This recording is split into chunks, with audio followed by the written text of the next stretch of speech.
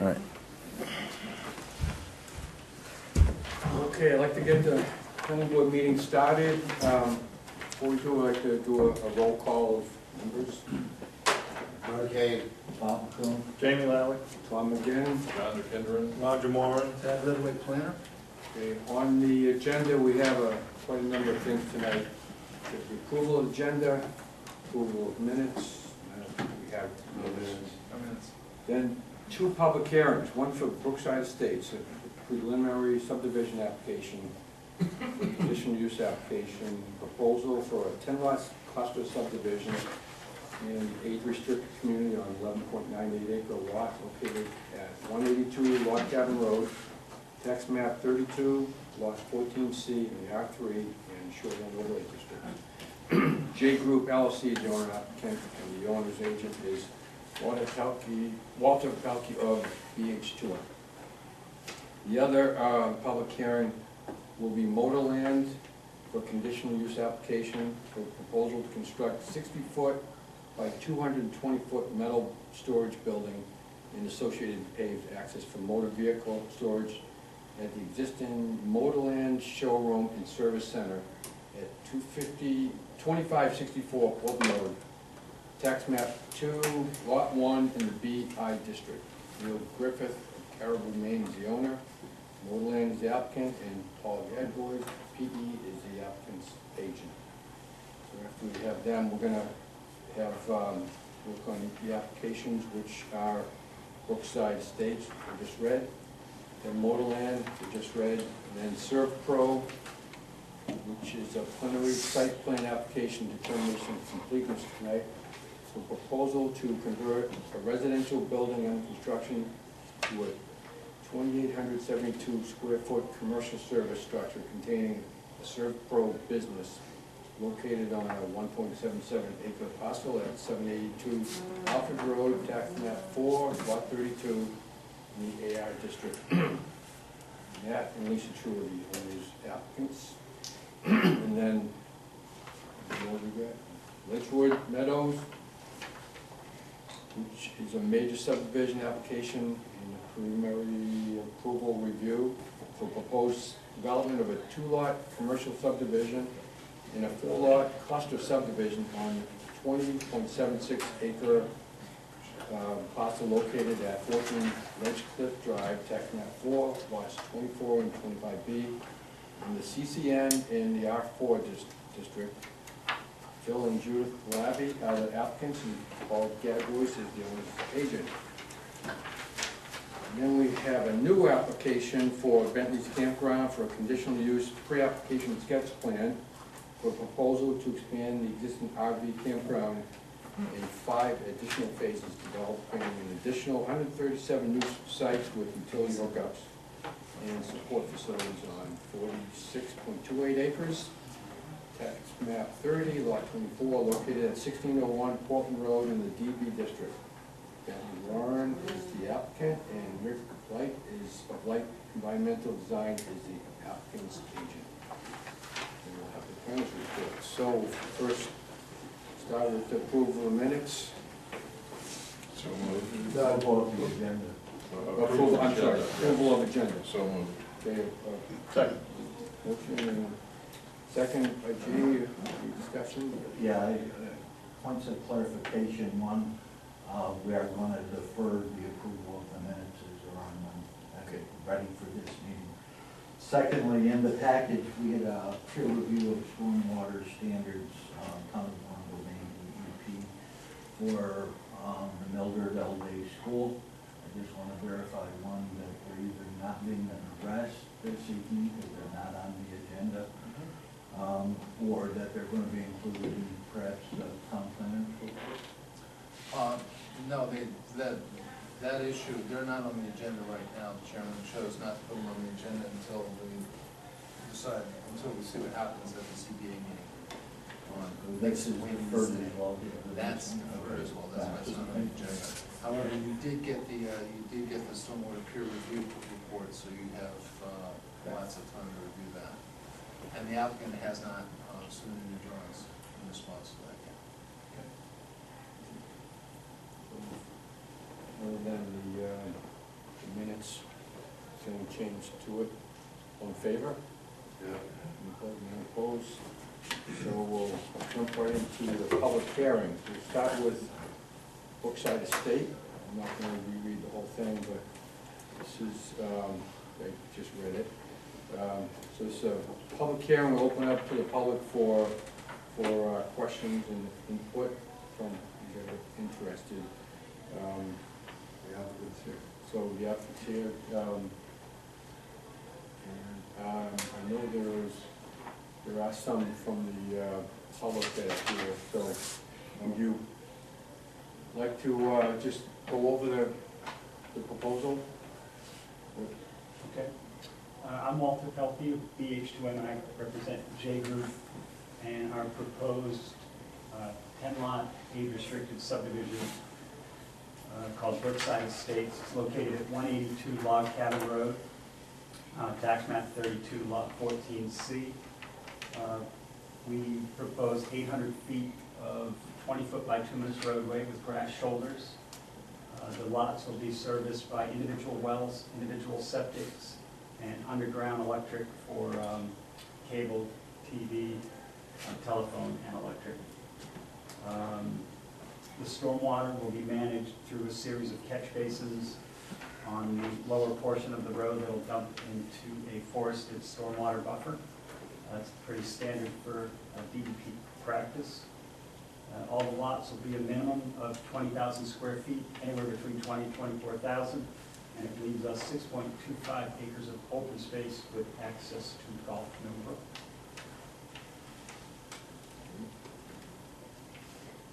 Open up to any questions from the audience? Anybody has any questions? We will be reviewing the application as soon as we get through, shortly, yeah, it's good, quickly. So we will be coming back to this. Okay. Yeah, so, No comments from the public? okay, hearing none, we will move on to the next public hearing. So that was 7/12, close that one and begin the Motorland public hearing. Paul, you want that one? Good evening, my name is Paul Gabbers. I'm doing the site plan for Motorland. Motorland's proposing to construct a 60 by 220 structure to the rear of the existing Motorland site, approximately 13,200 square feet of new building. And if there's anyone here from the public, if there's no one here from the public interested in the project, I think I'll just close my comments right now. Are there any questions from anybody? Okay, hearing none, we will close that public hearing at 7:13. Thank you for it. Close to the record, Paul. Yeah, that was good. I mean, Okay, so now we'll come back to the applications themselves and go through details.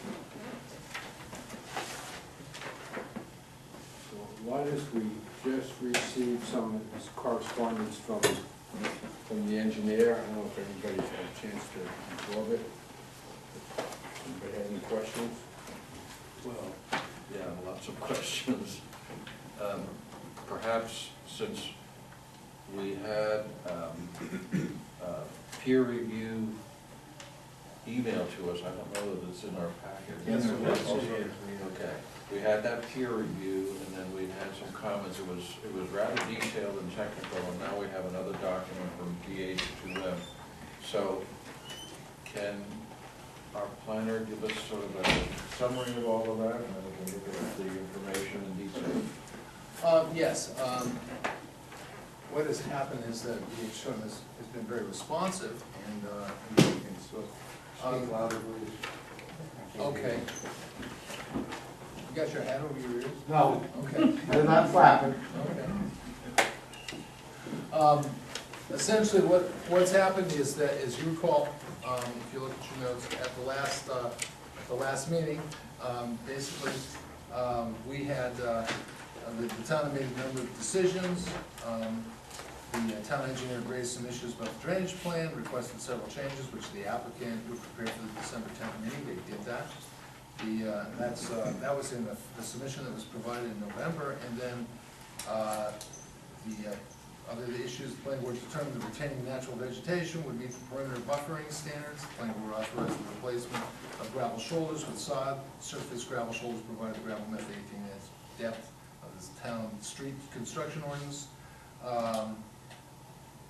The planner had requested grading to move runoff off the grass shoulder. The town engineer at that time had not completed the comments regarding the nitrate mitigation plan, and that would be addressed upon the completion. And the planning board determined that well drilling information submitted indicated that potable water was readily available on nearby properties. Woodard and Curran submitted their December 7th review of the nitrate study. They had their groundwater engineers doing the work, and they posed some technical questions that they recommended be resolved before approval. They were really, frankly speaking, technical groundwater questions regarding nutrient flow, how some of the results were arrived at. They had a big question why lot 10 plume was disproportionately larger than all the other ones. And they asked for some verification of some of the modeling procedures that were done. They also asked if some of the wells could be relocated to upgrading of septic systems in problematic nitrate plume areas. That was sent to the BH2M, and I believe you've already contacted C.B. Mahar, and they will be getting us a response forthwith. Yeah, hopefully this week. Great, okay. So that will address that. In addition, our engineer also had some, did a review of the, went back and did a review of the BH2M response to the November meeting, and they just, that was also issued in the letter, and that was regarding a number of things, including the provision of the restrictive covenant on the wooded buffer that's going to receive the stormwater that's standard in practice with DEP, clarification on the outfall of CB4, detailed revisions on sheet 5, a number of issues regarding the HydroCAD modeling, and confirmation with the project was subject to NRPA, PBR standards for each of the individual lots. BH2M surprised me this morning by plunking on my desk a response to all of those. If I could just stop you right there, because there's so much stuff here. That HydroCAD modeling, I was looking at that, and that was pretty technical, and I said, well, yeah. And now I'm looking at the response, which we just got, and I don't know anything still. So I don't know who can clarify that, but I personally need some clarification as to what that's all about. Because this gets pretty technical, you know, we're talking about, what is it? There's like 501R and CB number 4, and, you know, I mean, I don't know what we're talking Well, about. the CBs refer to the catch basins that are on the plans. Oh, that's a catch basin, Yeah, okay. CBs refer to the catch basins. If you pull out the plans, those aren't there. If you pull out your plans, make sure I get the right one. This is the newest one. So that is located where? It's gonna be on sheet 3. It's very back of the plan. That is on sheet 4, you're gonna find the CB4. Sheet 4 is gonna be on sheet. It's gonna be down towards the end of the cul-de-sac, and what they were asking for was, if you look in profile, we generally give all the information for the catch basins, rims, and inrows. And over to the right, you'll see, sort of just above the sign detail, say storm drain pipes and storm drain structures.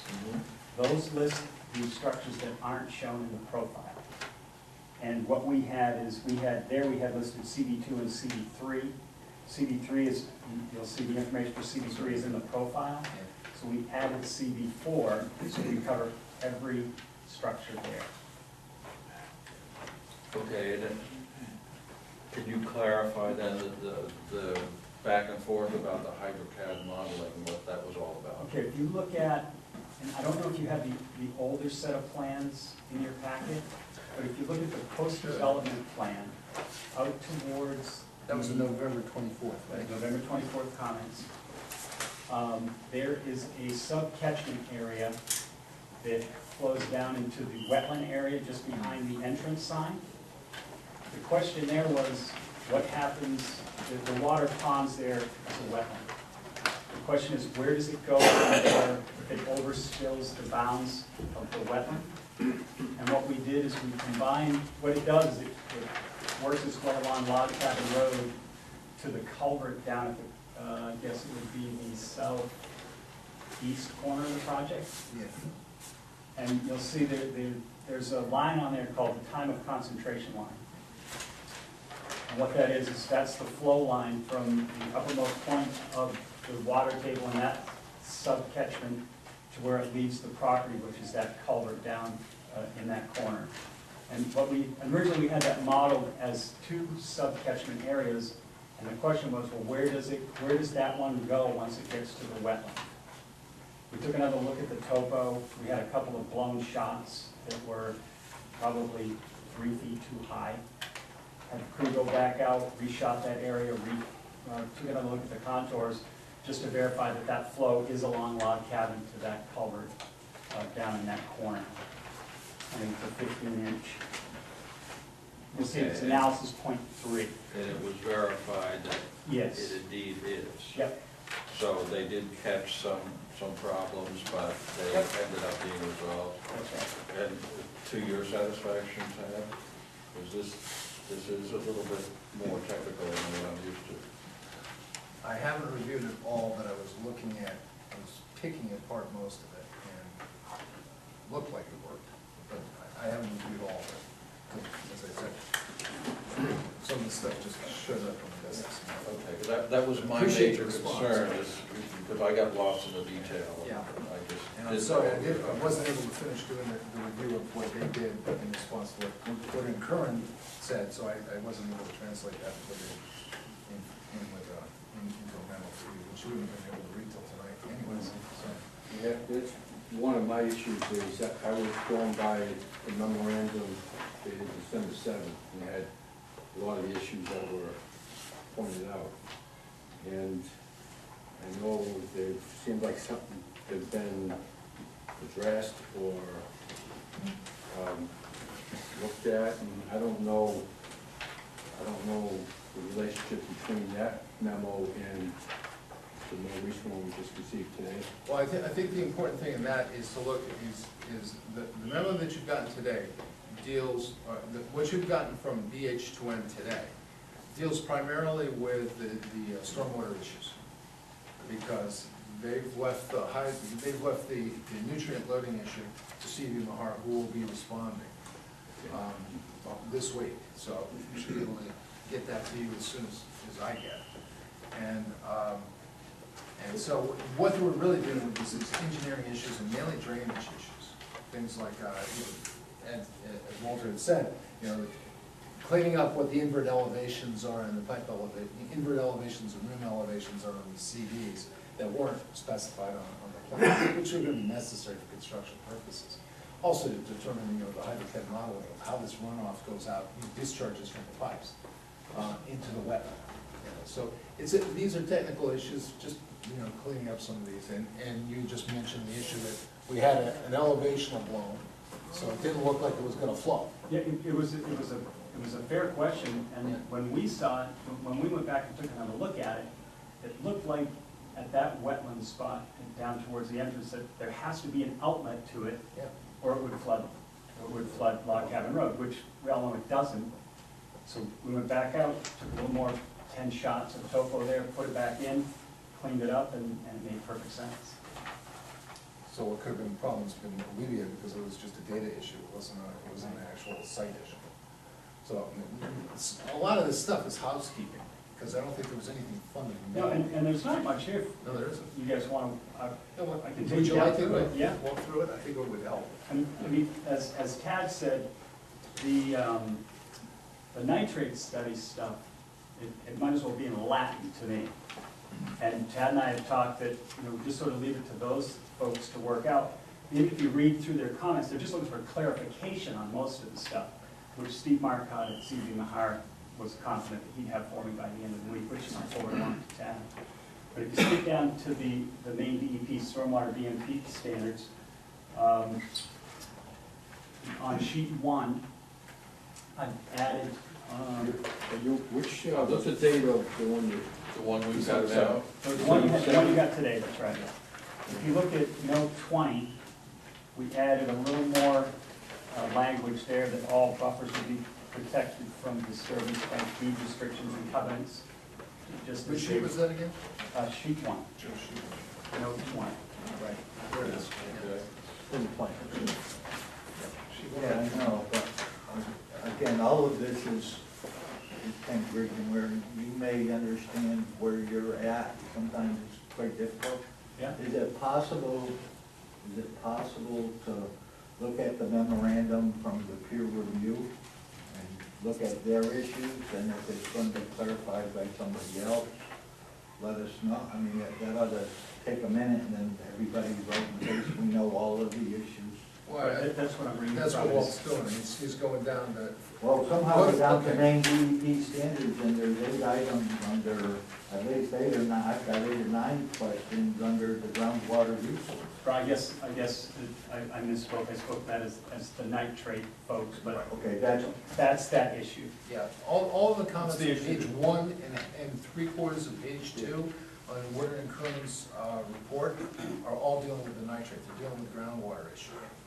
What Walt can deal with right now, and which this board can look and verify right now, is to go through the next page, actually 2 pages, which starts with main DEP stormwater BMP standards, best management practices, actually it's 1 page, and then goes to HydroCAD modeling, and then the general engineering, which is a statement. But, so why don't you continue again, basically, we should start with the main DEP one.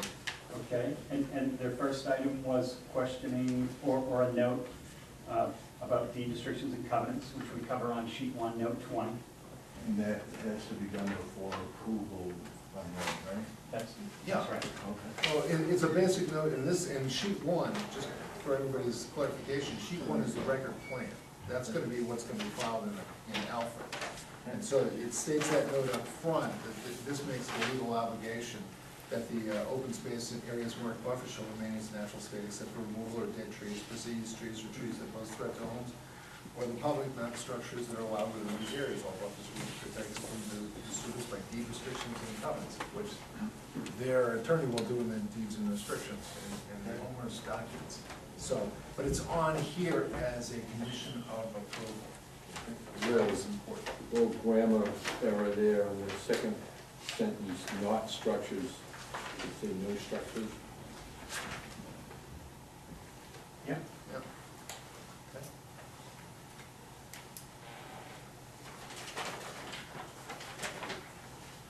Okay, so, Second one was the level width spreader. Level of spreader, if you look at sheet 5 of your plans, the level lip spreader detail. And what they were asking for there is for us to show the inlet pipe, which it now shows on the detail. And it's 1% slope, that's the max slope of ditch or pipe that enters a level lip spreader. And that detail is per the BMP detail that they referenced there. The second thing that they talked about there, which is just a little bit of housekeeping, I guess, is if you look at sheet 4, where we show the level lip spreader in plan, we show a hatch, just like a stone hatch. They didn't want to have that entire thing hatched, so it didn't give the perception that it was all riprap. So 9 feet of it is, 3 feet of it isn't, so we took the hatch out of a 3-foot stretch of it to clean that up. Does the board see that on sheet 4? yeah. To most, you probably wouldn't even notice it was there.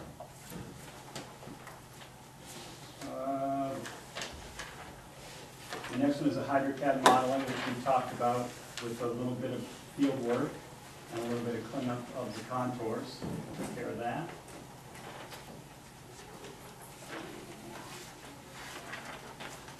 Dimensions, elevations, and wisdom.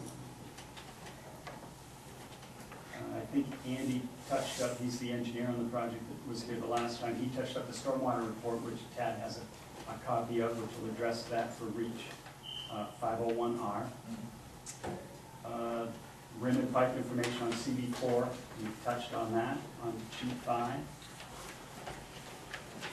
As far as general engineering, we have a permit by rule for the 662 feet that we're filling, but it's nothing more than that for the lots because we're not within 75 feet of the street at all.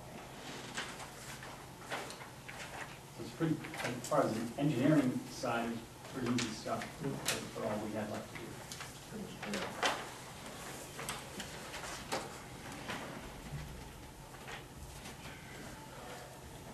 All right, so what is it that the board needs to do since we're waiting for CBMR for the nitrate study? I think that's the final thing, and then the board can make the decision how to proceed. I mean, have the public hearing, and the next step is preliminary approval. And then in the final approval phase, that's when the applicant finishes up the condo docs and the documentation for the age restricted, which we're gonna have to look over carefully, and our attorney is, and they get the final approval. So, I mean, you can require it, quite frankly, now, but we've historically, we've left that for the final review. It does put a little pressure on the applicant to perform in a timely fashion. But because we have a window in which we have to act. And I assume that the planning board will do what the planning board usually has done in the past, even with large projects like the Cape Arundel, is that you haven't required a second public hearing, which you can have, but which I usually, I don't see anything controversial on this. So one thing you can do right now is you can make the decision that when it comes to final review, you're not going to hold another public hearing. So they submit their application, review the material that they would submit with that, which would be primarily the covenants, and then make a decision without the need for public hearing. Board's decision, but we didn't have much of a turnout tonight. Well, I have a question, with public hearing, are butters notified? Absolutely. I don't know if they were on this. I was not, I'm a butter, and I've heard nothing. You're I'm sorry, I thought I checked every single one of those names that we had, that we sent that out back for Thanksgiving. No, I haven't gotten anything. I'm pretty sure my brother's behind me, I'm pretty sure he hasn't gotten anything either. It's fine, because we sent them all out. We send them by regular mail, we don't send them by certified mail. And we published it in the paper too, so, Ma'am, which property? yeah, which property are you? 172, So, what's your name? close. Folks? Yep.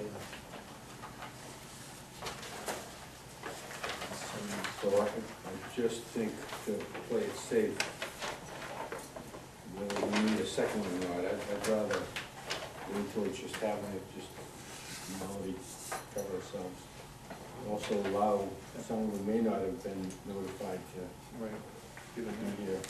Well, I would ask the planner to really check on that, because that is a direct abutter, and Yep. you should have caught that, so.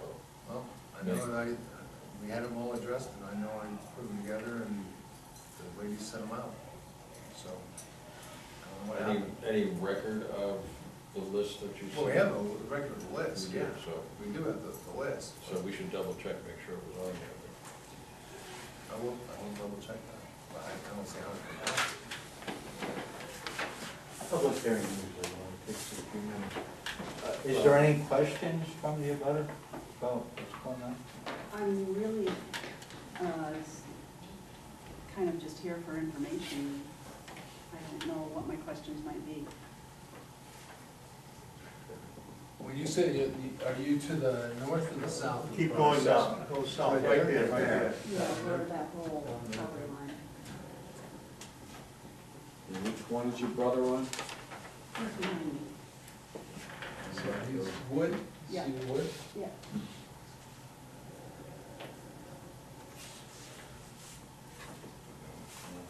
Well, it's, just, we should move along. At this point, we're not making any kind of decisions tonight. I think if the board has any further questions or comments for the applicant, that would be good, but then we can move on. Anybody have any other questions? No, I mean, to me, it seems like the biggest outstanding issues are the comments that were brought up regarding the groundwater. So, And also, you wanna address the DEP, DOT? Oh, yes, spoke to the folks at DOT, and he sent me along a letter, which I forwarded along to you folks. And on sheet 1, 2, 3, we talked about cleaning up that ditch line and clearing some of the vegetation back. And I guess there's a ledge outcrop there, or a boulder that's there. And he said that we meet the standard for site distance, but he'd like to have that boulder rolled back a little bit out of the way, and he'll issue the permit. It sounded to me like you did not meet the site distance requirement, and that had to be moved somehow to give you the site distance. Yes, with that Right. moved, Right. there's no trouble with site distance, but that has to be rolled out of the way. Is that in the right of way, that boulder? Yes, I don't know exactly. Because I found it curious that he was giving you permission to do that. And I'm saying, where do they get permission? How do they do that? Unless it's in the right of way, which makes it, I think, their issue, not yours. I guess I know to locate that, to know. Well, if it's in their right of way, it's still the applicant's onus to obtain the site distance. Yeah. So they would give them permission to work within their site of way to achieve that. If it's not, is that located somewhere behind that sign where we were questioning the site It is. distance? Yeah, Must have been hid by that sign. I don't remember seeing it. I thought we could see all the way around the corner. Yeah. How big a boulder is it? I don't remember, a huge boulder. I don't know, We're at 4 feet, they're doing it at 3.5, right? well, as we stood there at that sidewalk, you're looking in both directions, you see all the way down to the intersection.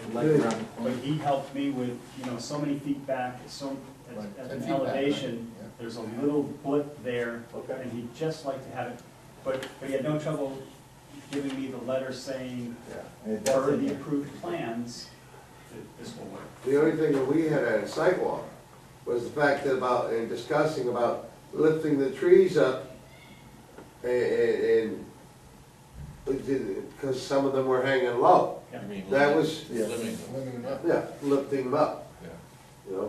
upscaling it.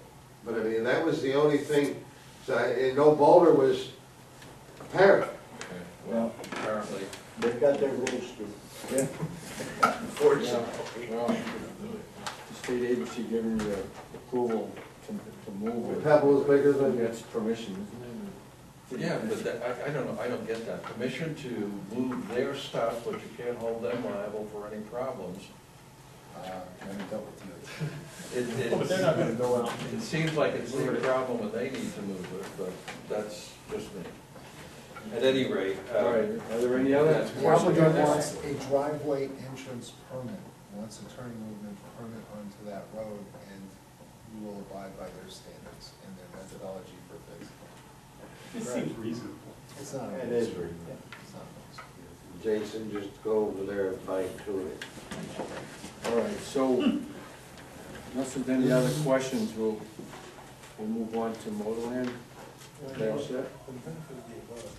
Just can't should Yeah, explain. Me, not the, Well, I I think the neighbor was here at the public hearing, Okay. but chose not Okay. to comment, didn't have any questions, so. Okay, so we're gonna move on to, Well, did we Motorland. get preliminary squared away, Tom? No, we need we need to respond to whatever the nitrate issues are. So we can't, really, that has to be in. But if that were to go bad, you could get us between now and then, right?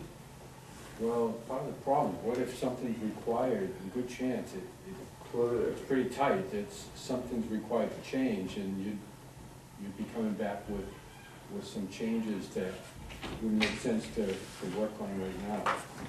So, question, this is preliminary. Yeah, Okay, this is not final. So if there is any other changes that need to be done, it still has to be done before final. right. So We all the have to- preliminary approval, subject to, I'm not comfortable with giving any type of approval until all the nitrate studies are dealt with. okay, I'm just, I don't know how anybody else feels. A lot of unknowns there. I mean, And it's, well, it's not giving it a full approval, but it's preliminary, because what they have committed, that's what I'm going at. Yeah, but a big part of what they submitted is missing, that's the nitrate studies. Now, Tom, it's a clarification of a nitrate study, it's not a new study. I know, but there's a lot of questions that were brought up saying that they need to be dealt with. So, What needs to be done? well, I just went through the whole list. No, we didn't touch on nitrate. Well, You have the we skipped that because we're waiting for the information. It's not, You said we went through it, but we didn't go through anything on nitrate. well, if you want to go through, we'll go through each item with the groundwater resources. I take it you have, Yeah, read it numerous times, yeah. okay. Well, Tom, I can go through my notes real quick and just Okay. say what I think the board would be waiting for. Applicant should clarify the hydraulic conductivity assumptions and consider revising the evaluation to consider variable conductivity. Clarification there. I'm sorry? So clarification there, the word was Yeah. outlined. Yep, applicant should clarify if depth was considered in the plume distribution model and provide depth to bedrock Another clarification.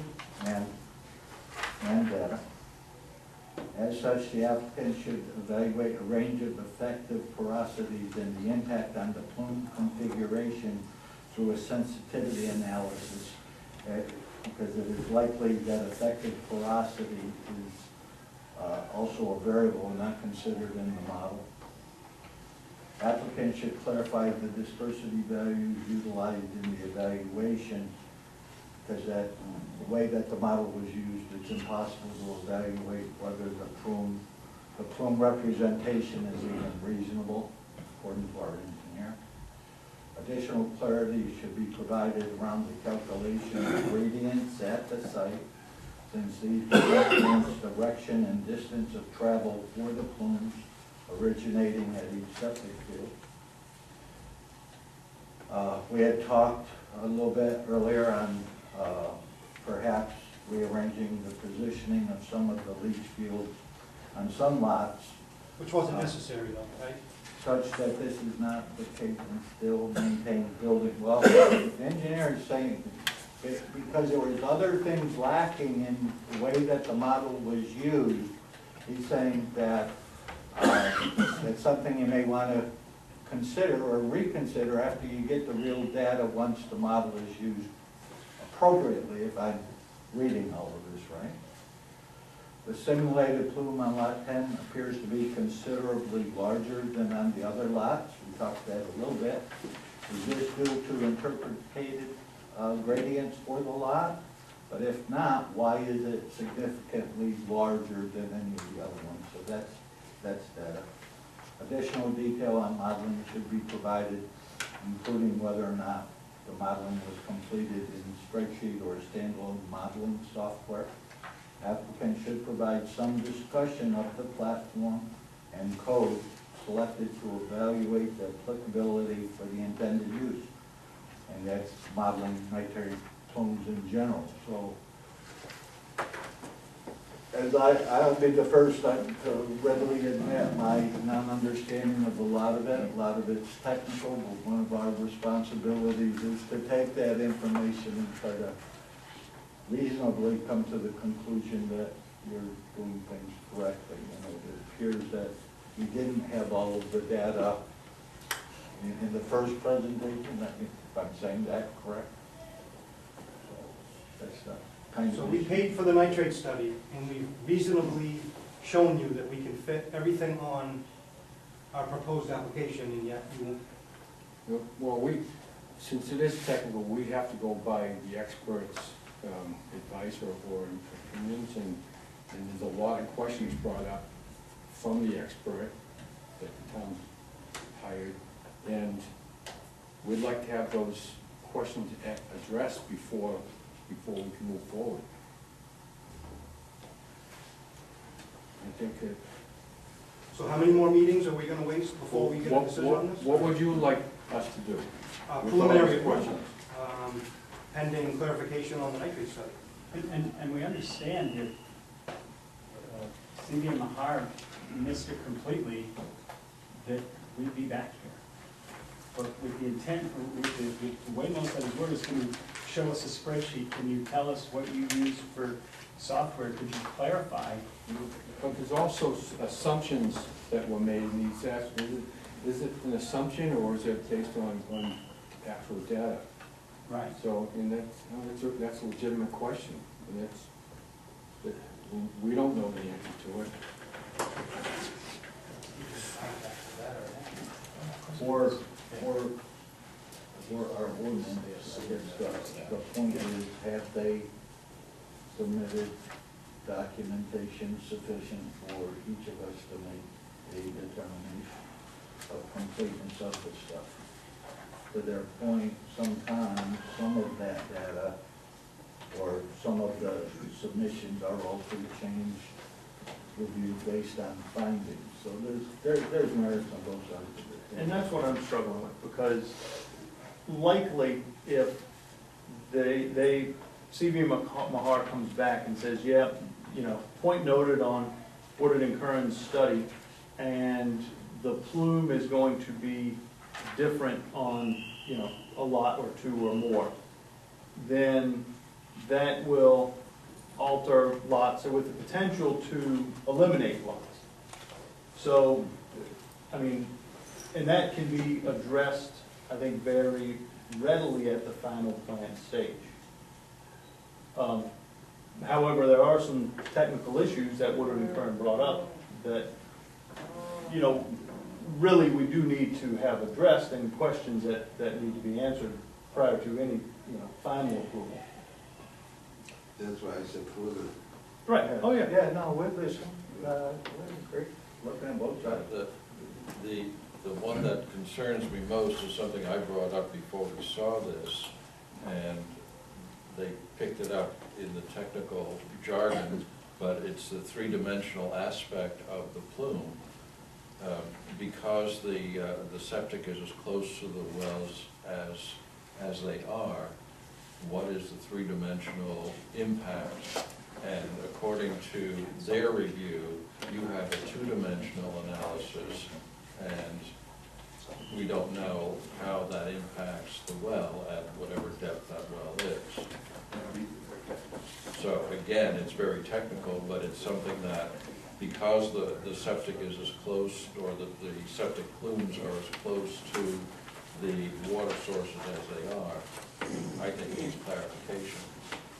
However, in response to your desire to have preliminary, what do we normally do in a case like this? Is there any reason to not give preliminary approval? I'm just looking that up. Because we do still have to have a final approval, and I don't know what preliminary will allow the applicant to do, but if there's not a major reason to withhold that, maybe you should consider it. You mentioned what that decision should be based on. Do you know where it is? And The what now? the decision We're looking at I'm the looking at it right subdivision now. regulation right now. 7.2 Yeah, on Point. 7.2, C and D. and then D.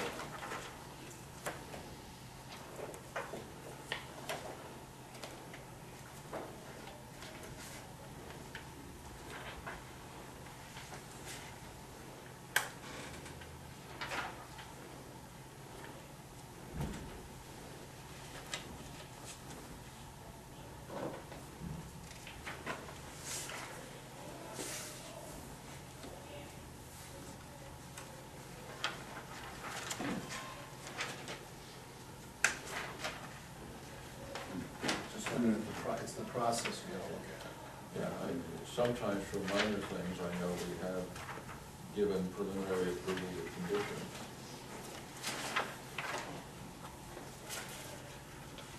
I mean, yeah, all of those would have to be adequately Right. addressed. And again, they went down through the list and they were addressed to the satisfaction, or would have to be addressed to the satisfaction of both the peer reviewer and the board, or I wouldn't have a problem. Yeah, I'm only one voice on the board, so I don't wanna get in the way of the decision of the board. Unless there's a technical reason not to grant preliminary, I have no problem with it as long as we put in the conditions that these items are adequately addressed. Where I'm uncomfortable with some of the issues we brought up with, it's such a thin margin that of where those wells could be located. And some of these questions that have come up, there's no wiggle room. So, it just seems to me there's a high likelihood of needing to change the lots or something. So that's where I'm coming from, but if the board feels comfortable. But I think that's, an item easily addressed at final. I would have a much greater concern granting preliminary if there was a high indication that there was a off-site issue going on. Because most of the discussion seems to be on an internal basis, I would be comfortable moving ahead with preliminary under those conditions like John described, that and they would all have to be addressed anyway before we went to final, to let them move forward with anything that they needed to do. Because we would have, if a lot's eliminated or some lot lines are modified because of the way the final nitrate study falls in, that's what the final approval is for. So, is that a motion? Let's check, make Yeah. sure we don't mess up on the Right. process. Exactly. That's not- Well, I can't find, I don't know if there is. Well, there's a process, and it speaks specifically of, within 30 days from the public hearing, within 60 days of the determination of complete application has been received. If no hearing is held, and then you guys determined that you had a complete application last time. And otherwise be mutually agreed by the board shall make findings of fact on the application. Okay? And approve or approve of conditions or deny the preliminary application. The board shall specify in writing its findings of facts and reasons for any conditions or denial. So, you have 30 days, and you have to do this. The question would be that we're gonna have to have written findings of fact, so we're gonna have to go through this and do findings of fact verbally and then transform those into a written format. Findings of fact are for final. No, it's for preliminary, this is preliminary. Look at, if you're asking me exactly, you want 711 of your subdivision ones, which, you have that, John? The new one. No, subdivision. Oh, yeah, I didn't bring that. So, Roger's got it, it's 711. 711. Then one I, you mean. Yeah, 719, sorry, back glasses. 719. The process of doing a preliminary, after the public hearing. And so the preliminary plan and that's the process of doing it. And so we have to go through the findings of fact on, just have to go down the list. Okay. Well, we can't do findings of fact unless we have all the facts. Well, we have, there's 30 days from the date of the public hearing. Today's the public hearing. But if you wanted to do it now, we're gonna have to do this verbally, right now. Is there a list of? Yeah, your list of your approval criteria, which is pretty close to the same thing that's in 384403, which is the state statute, is located, you're gonna find that on page 11, or actually it's section, it's article 11, and it starts with 11.1, goes all the way through to 11.16. Question, Yes, sir. when is our next meeting? 8th of January, Okay, today is the, 10th of December, it's 1 month. Barely enough time to do this. Well, within that, part of the requirement is all of the construction costs and all of that. Do we have all of that? No, we don't have all that, but that's something we historically have left for final. Oh, so this is solely the preliminary. Well, that, yeah, but that's right there. Yeah, It says that's part of, right, it says that's part of preliminary as well. I know what we do historically. But the cost and,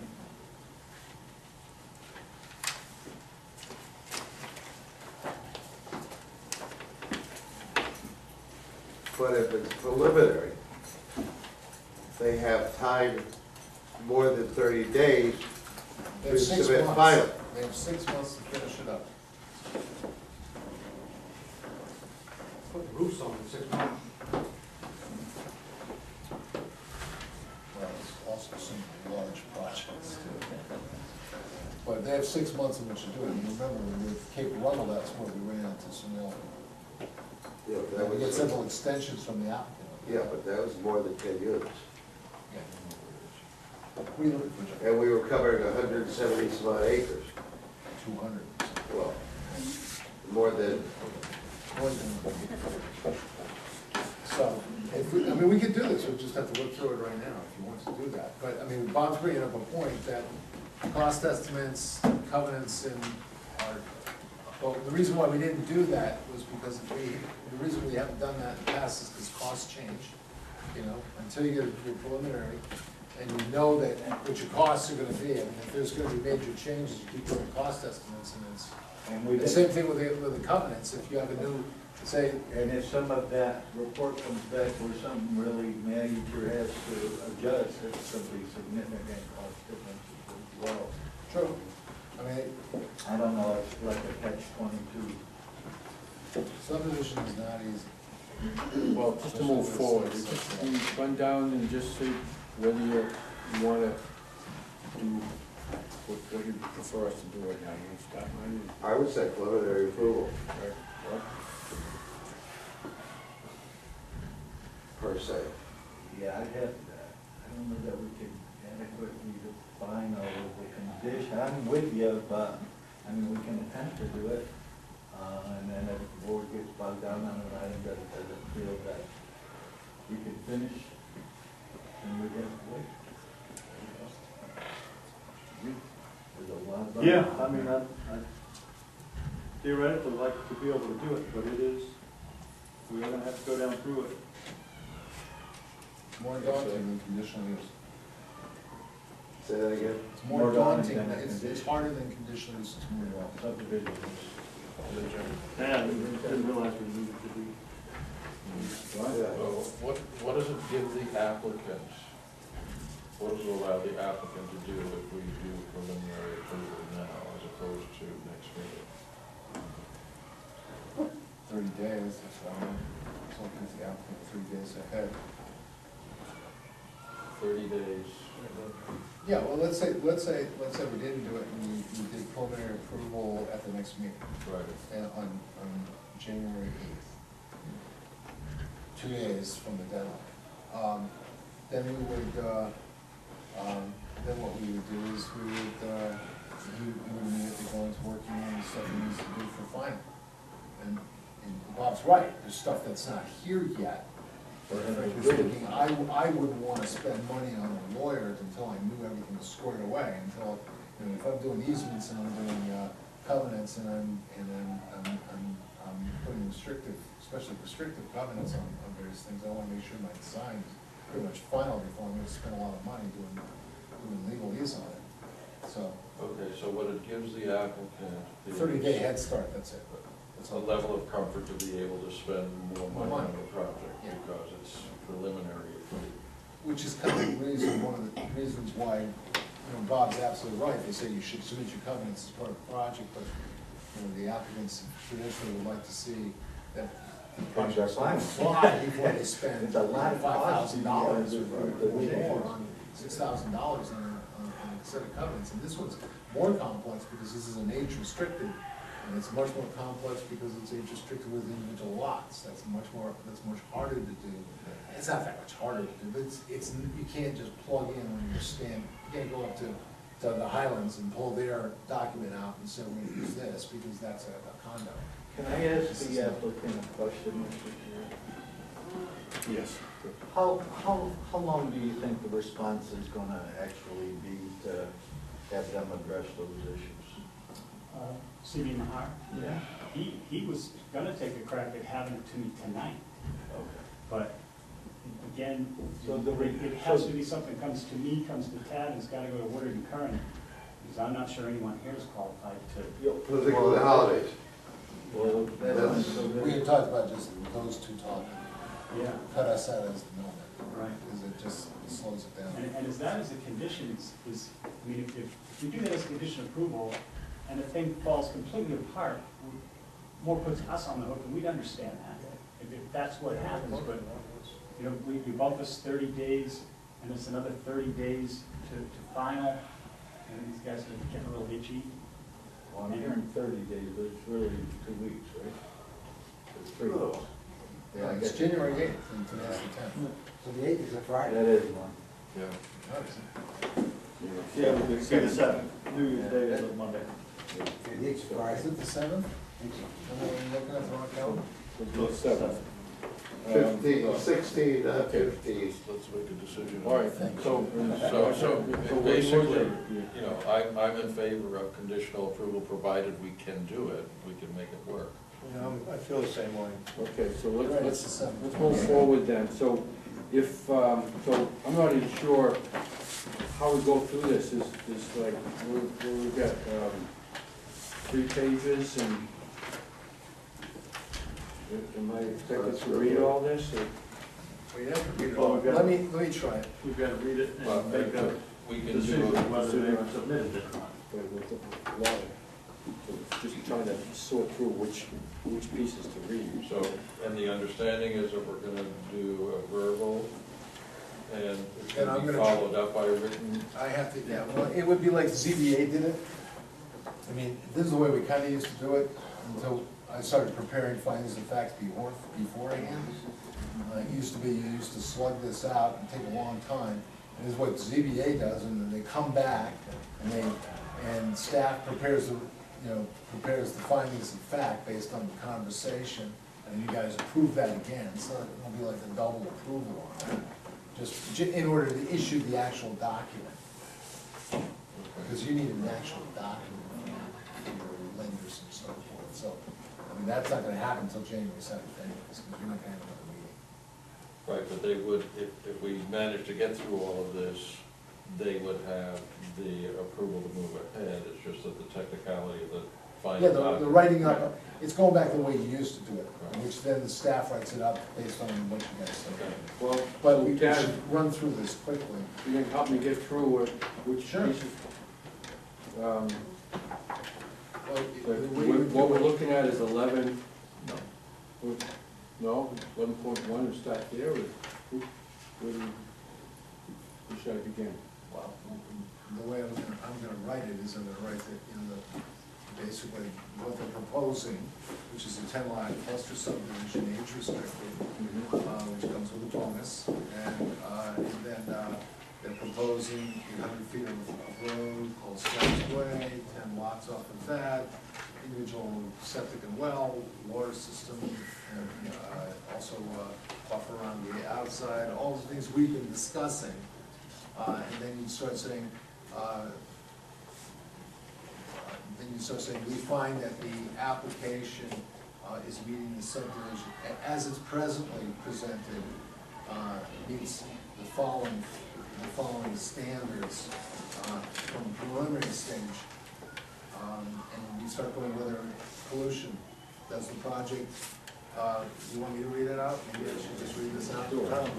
Does the board find that the proposed subdivision will not discharge wastewater and water? So the finding of fact's gonna be the same thing. Is that the case?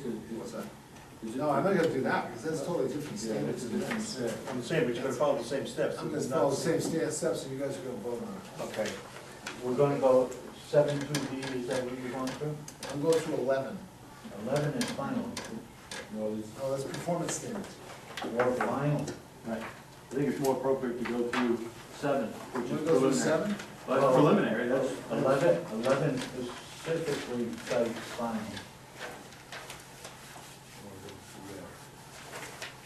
Well, where do we, there's no conditions of approval in 7. What there is Well, there are submission Submissions. requirements and Submission and requirements. preliminary plan items. I think it's 13 that's the final.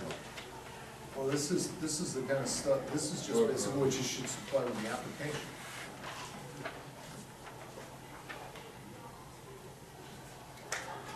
So, They're the standards under the preliminary plan, is the way I'm looking at it. On 7.2? 7.2C? Yeah. D, All right, D. the application for preliminary plan approval shall include the following information. That's in 7.2D. Right, that doesn't do with whether or not it meets the general standard. If you wanna The say application that for all this preliminary stuff is plan there. approval is all of this stuff. All of the standards have to be met by final. Right. This is preliminary. Correct. And This is where things can be adjusted or needed to be adjusted for final. Why don't we make a motion and I'll just fill in the blanks and give it back to you on the 7th, how's that? Because, I mean, there's really, all the findings and facts you've done before has been on the issue on how it met performance standards. Even for a preliminary plan? Because a preliminary plan, basically what you're doing is, does this application meet the general standards of this at this time? You're not gonna prove something that doesn't meet We any of don't those feel like standards. it would. Yeah. Correct. I mean, you're gonna, if they're doing this, they're peak discharging, you know, Right. 500, cubic feet per second into the watershed that never was there before, yeah, that's a problem.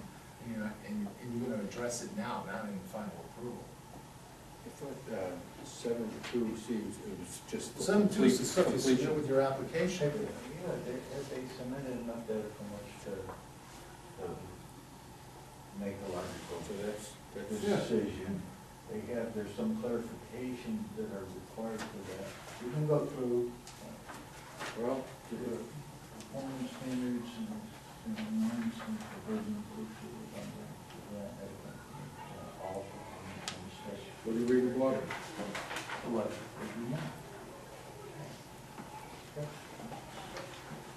This is the way. This is the basic, let's just say, what you would do is, the way I would read this is say, number 1, pollution, proposed subject will not discharge, appears not to discharge wastewater that will, into a water body without a license, and if discharges of stormwater will be treated, to cause no pollution. Number 11.2, the applicant is showing that at this time that it appears to be sufficient water supply from on-site wells. This will need some clarification with the nitrate study results that will be appearing soon, in the next 30 days or whatever. Impact on existing water supplies from the well supplies, from the well data given by the applicant. It appears that there's a high degree of water. Okay, so Water supply, and that's how we just go through it. Just say, What it- just go would down. the board be amenable to a motion by me Yeah. What do you got? to state simply that the board feels that the project conforms to the performance standards for a subdivision and grants preliminary approval to the applicant and instructs the planner to prepare findings of fact for our next meeting. I'll second that. Motion and second, discussion. That didn't include anything about the nitrate issue, it's just. Well, the No, findings, because when that we go would through be the the we'll go through the findings of facts, if it's not done, the ball game's over anyway. Okay, all right, good. Any discussion? Well, the motion should be clear that we grant preliminary approval, not final, but. Yeah. Okay. All right, so, any other question, all in favor?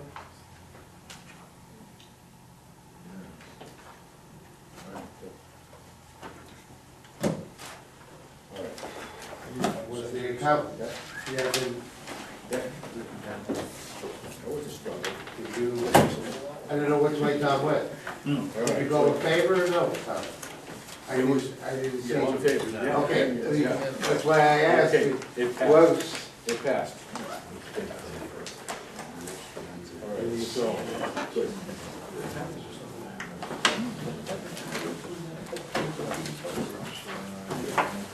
All right, now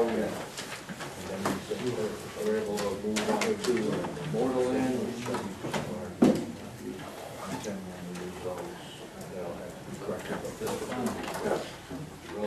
Okay, so we're on to Motorland, and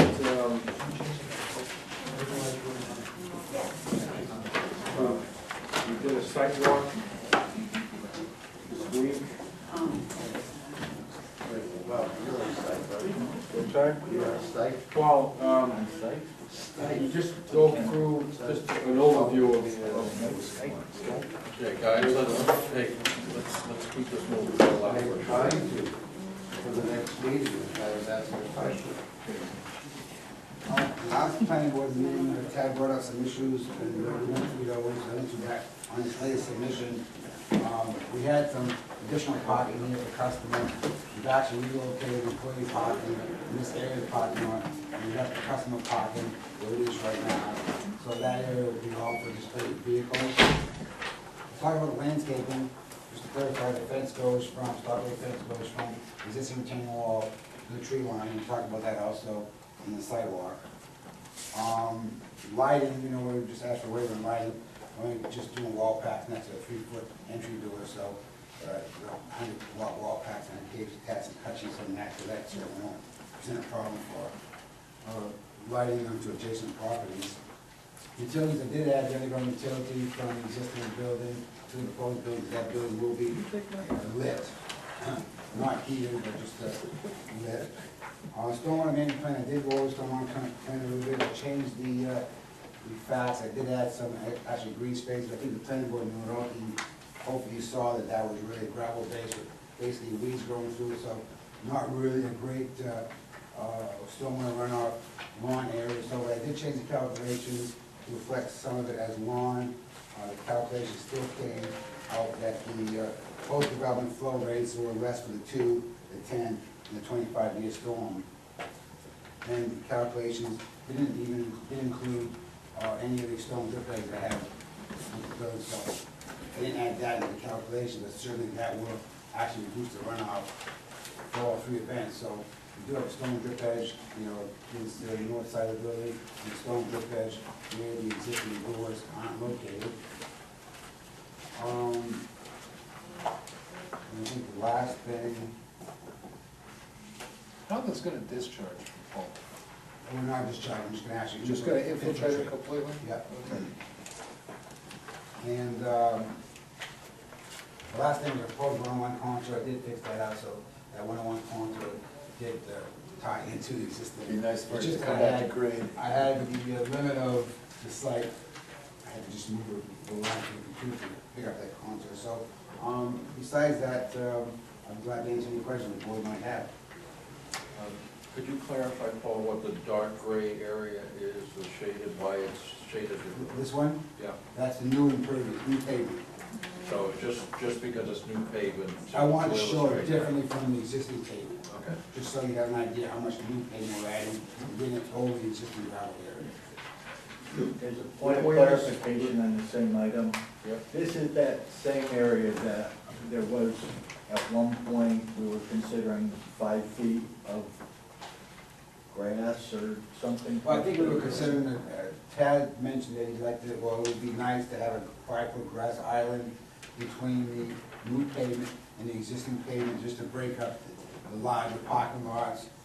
Obviously, Snow that's, plowing. you know, and then, is Yeah, this I'm really a fine. large parking lot? I'm not sure the definition of large parking lot is, like a Walmart definitely is a large parking lot. So, you know, we obviously, we're asking that we not plant that 5-foot grass strip just for easier to plow, and we don't think it's really gonna add a Okay, lot of yeah. scenic. I'm in agreement with it, I just wanted to make sure that I was right with your note. And you made that decision at the last meeting. Yeah, probably. When we did the It's not sidewalk, gonna affect plowing either. I'll say it's not, because we did it this way. You like this way, isn't it? And when we did the sidewalk, there was a question about right title and interest, has that been conveyed? I'd have to ask the applicants that question, the right title and interest, they're probably, they haven't, we bought it yet? An hour ago. We just So they own.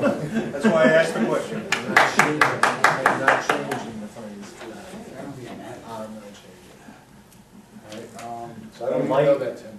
the light, there's only the 2 lighting packs, right? There's 3 trips. say that again? There's only the 2 lighting the lighting packs at the front door and the side door, right? They're just gonna be 100 watts, just at 3-foot intervals. Okay. Yeah. So Paul, what waivers are you looking for? The waivers that I asked for the first round was, I came in what they were now. So site underground utilities, Granted, we I requested think that they did put grant all the, waivers, right? All granted, all the waivers, okay. Yeah, okay. yeah, and I thought They I heard you included the mention new- something. I they think one of the included the new above ground to the building on the plan, so we have the new. But this is a new application, though, so those, I think, were for the last one. No. No? No. Waiver, board approved waiver for delineating location underground Okay. utilities. But on It's the for plan, they have delineating. showed the new above ground. I mean, I did show all the existing, water shut-offs and stuff, but I do know where we had it designed for the first round, but do I know they exactly put it there, so I have no idea whether they came in. You know, I do have water shut-offs and all the underground utilities you can see, above ground. And The board did. So all I had was just this one underground, Well, water company will tell you where the shadows are. right? Okay, so, I, were there any issues on the sidewalk that anybody had? Not everybody. not that hadn't been addressed in his note. so I'll move that we grant the waiver for delineating. We already did that, I think. We did that? Yeah, we've done that before. We did that last What am I looking at, the, 1125, I'm sorry. Yeah, you wanna look at the one, It's too much paper. Oh, we can't get one proof after. yeah, that's great. Okay, anyway, if we waived that already, then we're all set. So what we need to do is what? Finding the The findings of the issue, the only issue that was left that was still outstanding was the issue of the drainage, and I'm satisfied with what Paul did. So, are we ready to move on? Go ahead. Okay, I'll start reading. So find the fact and motion for approval, property of Neil Griffith, doing business as Motorland, conditional use. Whereas on November 11th, 2015, the Arundel Planning Board received a conditional use application to construct a 60-foot by 220-foot metal storage building and associated paved access for motor vehicle storage at the existing Motorland showroom and service center at 2564 Portland Road, tax map 2, lot 1, in the BI district. Whereas on December 5th, 2015, the planning board conducted a site walk of the proposed project site. Whereas on December 10th, 2015, the planning board conducted a public hearing in conformance with land use ordinance section 97F1. And whereas the planning board has determined the following findings of fact and notice of decision. Findings of fact number one, the owner of the property is Neil Griffith of Caribou, Maine, and the applicant is Motorland. The applicant has submitted an executed purchase and sale agreement to acquire the parent lot from the current owner. And that, we know, happened today.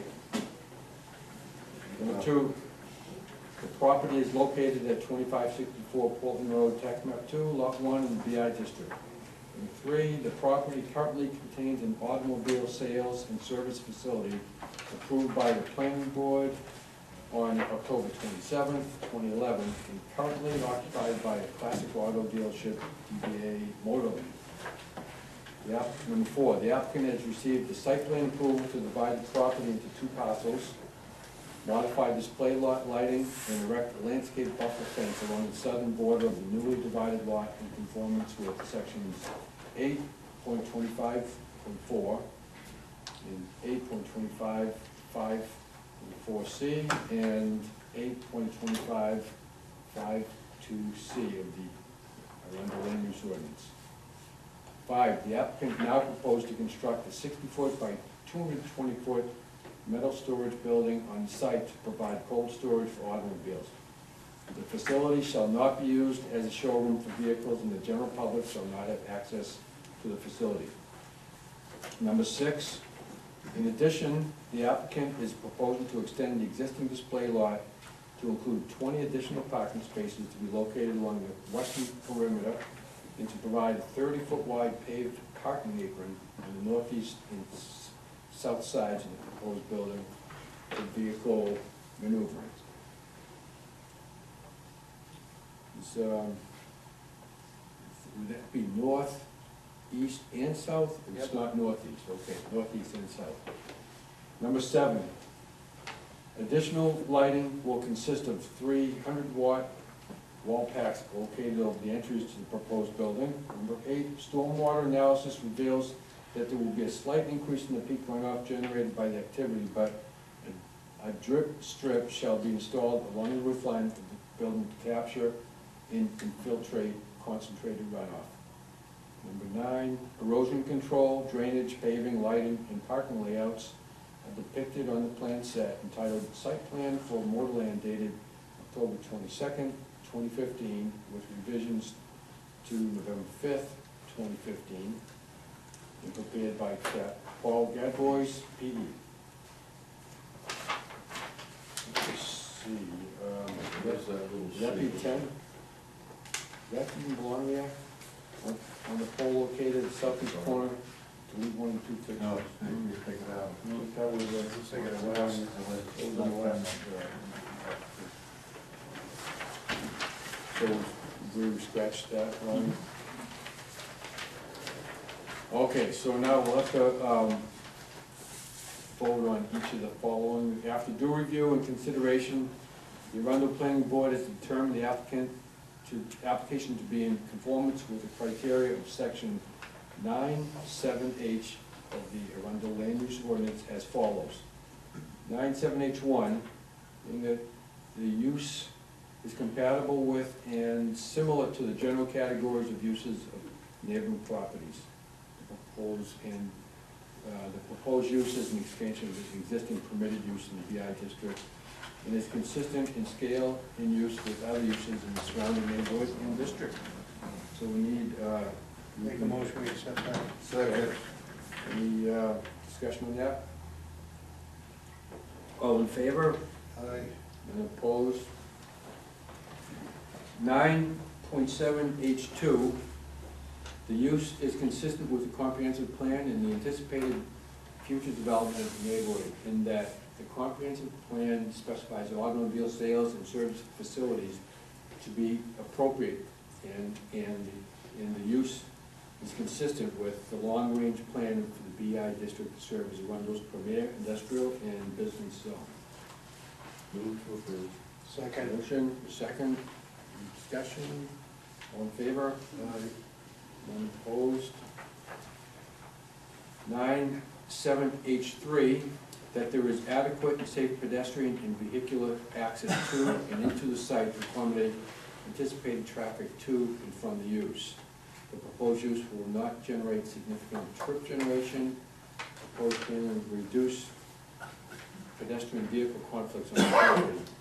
No changes are proposed to occur on to the driveway access or internal circulation. Motion on that? Make a motion to approve. Second. Any motion and second discussion? All in favor? Yay. Unanimous. 9(7)(h)(4), that there is adequate water supply and sewage disposal available to service the use. The proposed use will not require septic or water service. Oh, yeah, right. Yeah, move to approve. Second. Okay, get a motion and second, all in favor? Aye. Skip discussion, further discussion. Okay, that's unanimous.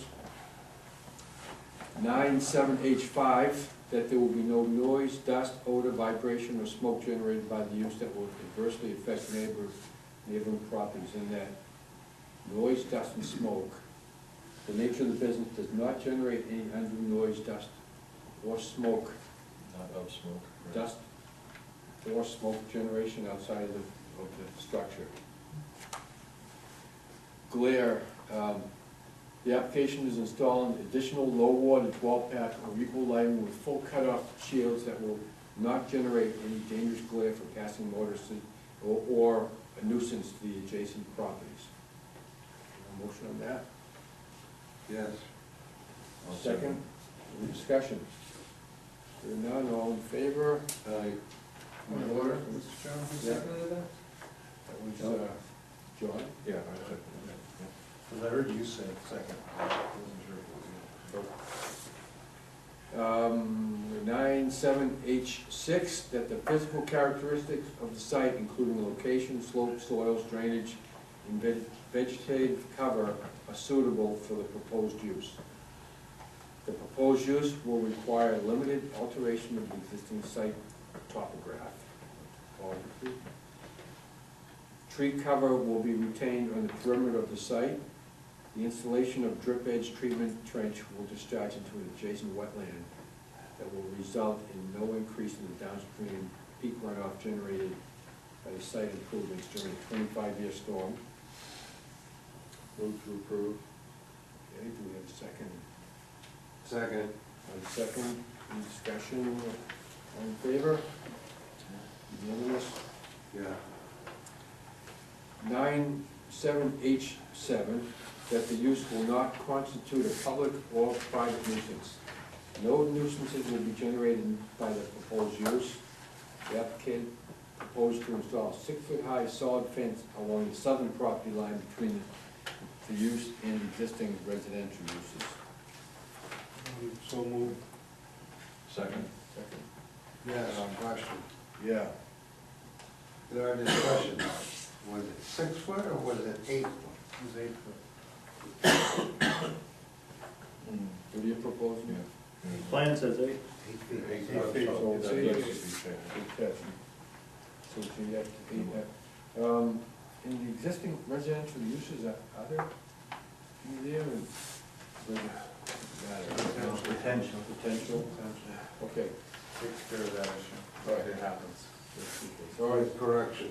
all right, Okay, so, yeah, with that correction, all right. Any other discussion? All in favor? Yeah. Unanimous. 9.7(h)(8), that all other requirements and applicable provisions of this ordinance, particularly any pertinent performance standards, are met. The applicant has met all pertinent portions of the Arundel Land Use Ordinance in the design of the proposed activities. We have a motion on that. Move to approve. Second. Second, any discussion? All in favor? Yay. I'll read the rest of Ooh, it. Sounds like you're getting a lot of reading, okay. Therefore, be it resolved that based upon the above finding and conclusion, the Arundel Planning Board hereby approves a plenary site plan application of Motorland to construct a 60-foot by 220-foot metal storage building and associated paved access for motor vehicle storage at the existing Motorland showroom and service center at 2564 Portland Road, tax map 2, lot 1 in the VI district, subject to the following conditions. Condition 1, the proposed drip edge will be periodically cleaned and maintained in order to preserve its function to infiltrate collected runoff into the ground and shall be replaced when it fails. Condition 2, the applicant shall install an 8-foot-high solid landscape fence on the southern perimeter in accordance with the approved plans within 120 days.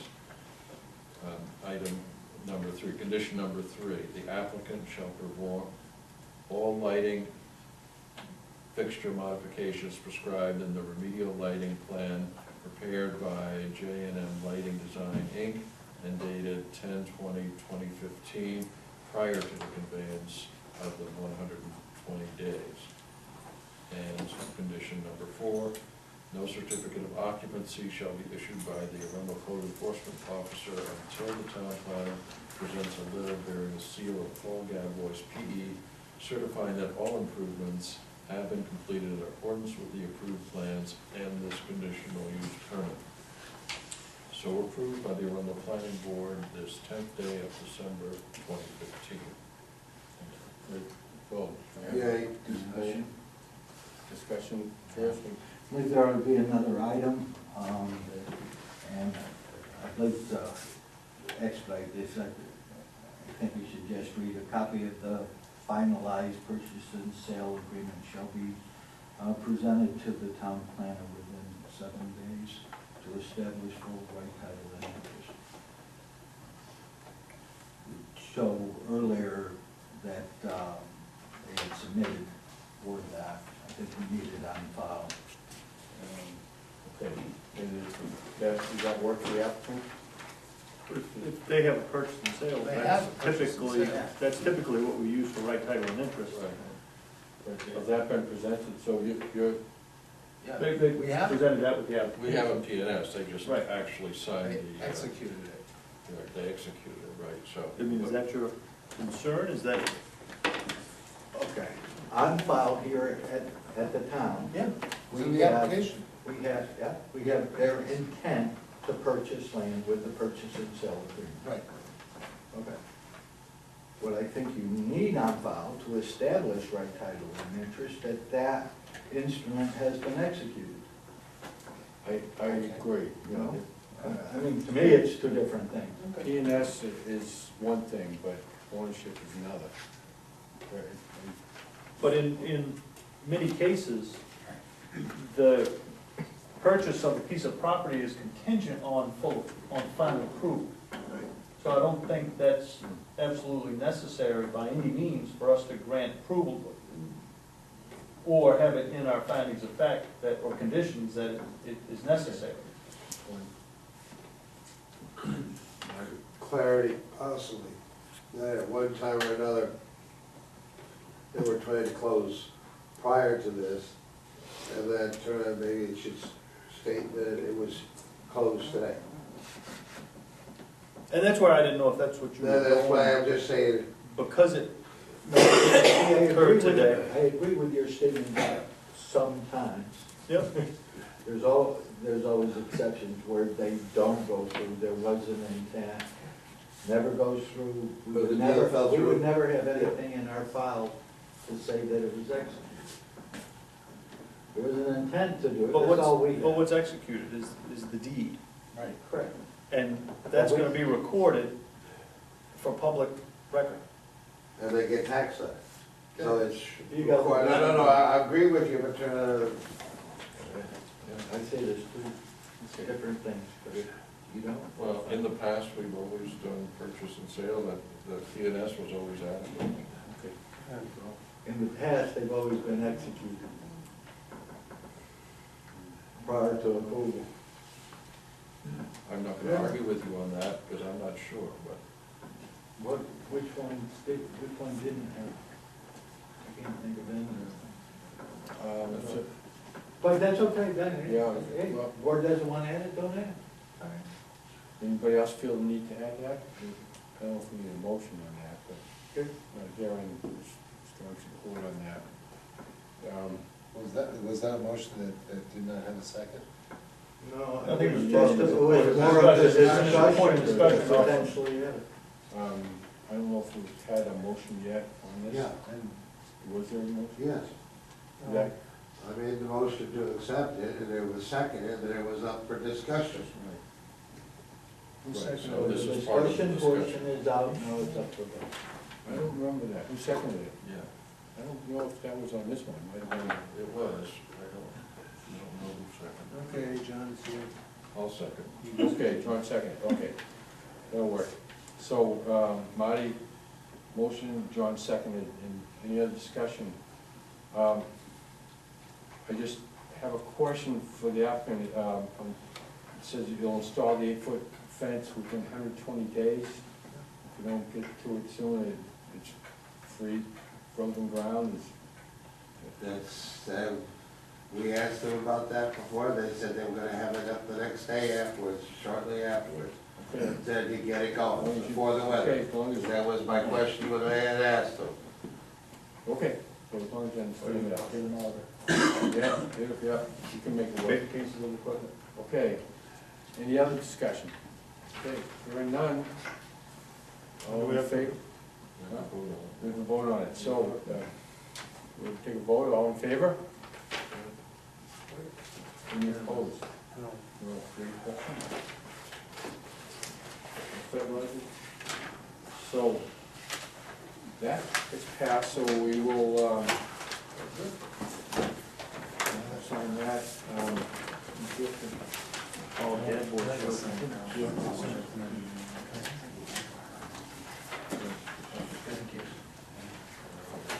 Okay, so we move on to ServPro. Next. Congratulations. Okay, good luck. Thank you.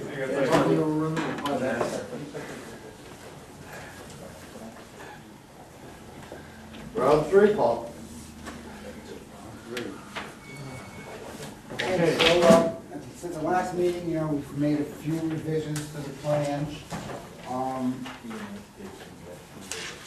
think we took care of the right title interest where, Circle does business as Spruce Circle, so Spruce Circle actually owns the property, so hopefully we took care of that. As far as the driveway, I did widen it to 26 feet. I put in some 20-foot radiuses, you know, coming onto, or 15-foot radiuses coming from out the road onto the site, and then 20-foot radiuses on the property. And that considerably increased the 15-foot buffer. So when I had, actually, I took away a parking space, so that was in the buffer, and I relocated it to the other side of the property. So now it's pretty much a 15-foot buffer till we get to the driveway entrance, and then maintain a 50-foot buffer from that point on. So I think that really gave us a lot better buffer than the plan that I originally submitted. All right, so you don't have any deviation from the 50-foot there, really? None. Yep, except for, you know, where I have the entrance. Right. Yep. Yeah.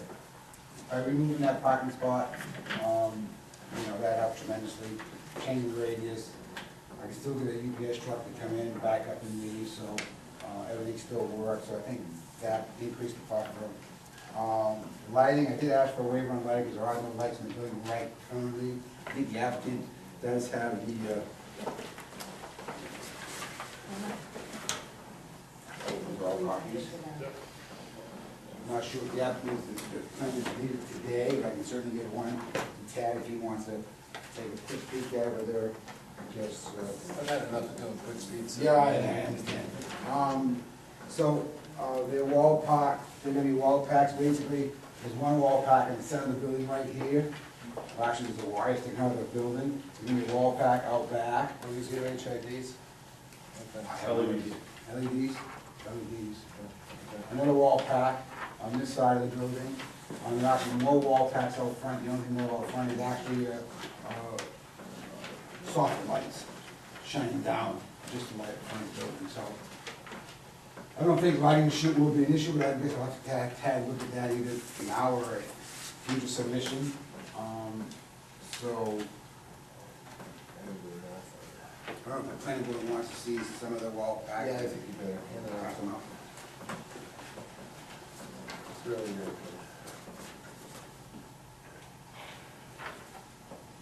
What's the mounting height? I don't know what the mounting heights are right now. The no front, idea. front's about 10 feet, 15 on the side. Is 15 on the side? Yeah, they are pretty high. Oh, that is high. Gonna write it right on here. That's roughly. I mean, I can, oh, I'm sorry, I didn't give you these, guys. Those are the recessed lights. What, in the soffits? Yeah. It seems like it would fall within So it looks like you're not asking for a waiver of the lighting plan. Well, I was, because I didn't have the information when I submitted the application yet, and I informed the applicant that I would need that information. Luckily, we have some of that today. I'm gonna have to take a look Yep. at this stuff. So, again, lighting, hopefully that won't be an issue. I was more concerned about getting in front of the planning board to hopefully approve the new entrance and the buffer that we have. The stormwater management plan, I did do a some stormwater calculations for the project. We're talking about,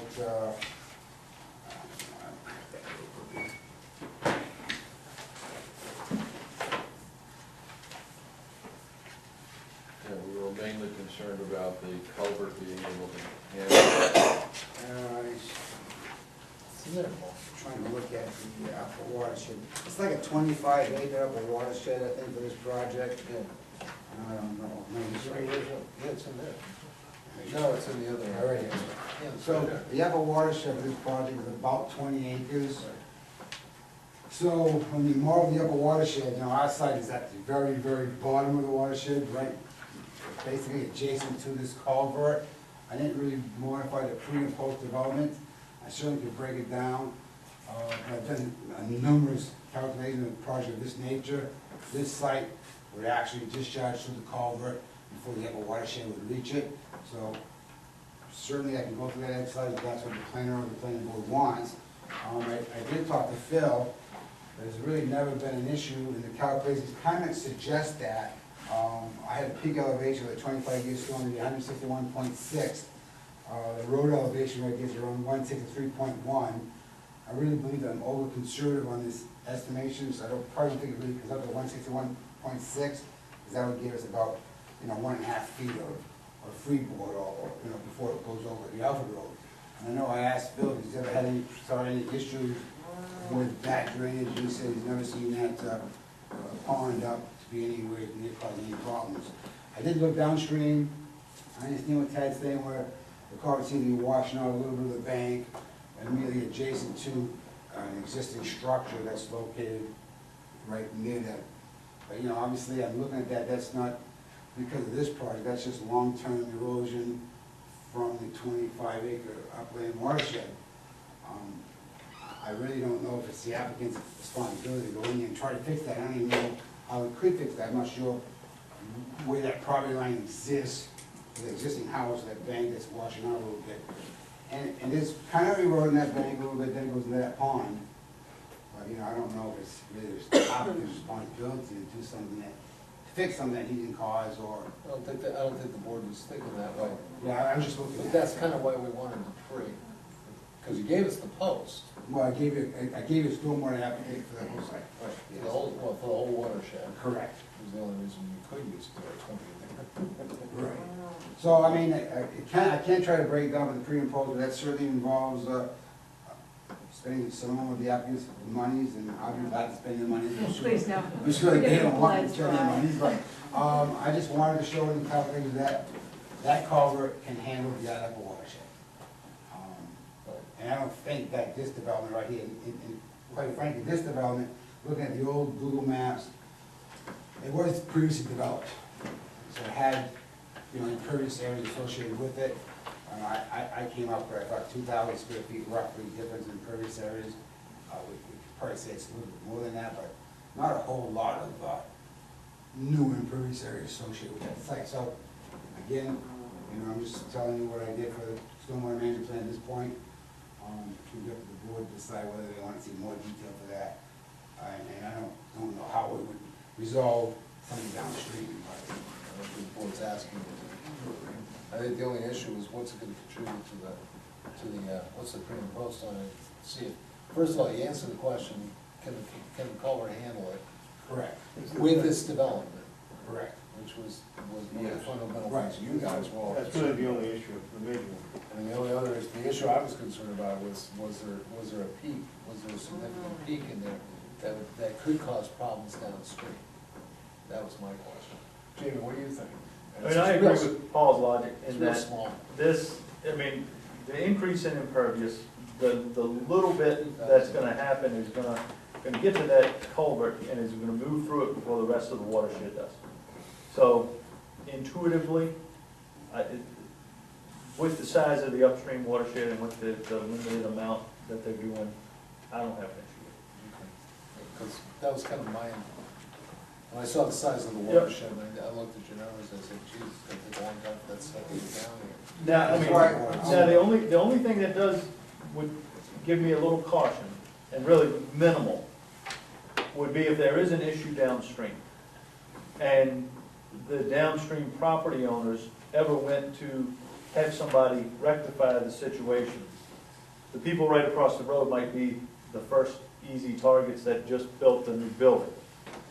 So, from y'all's standpoint, while Paul is into it, he's got his head into it, and I shouldn't speak to Paul, but probably for what he would charge you, but for a small amount of money, to have that document, that evidence prepared, to be able to say, no, we had our engineer look at this when we did our site plan. Probably a very long shot that you'd ever need that, but you never know. And it'd be easier for him to do it now than getting somebody involved 10, 15 years from now. So, CYB. yeah, a little bit.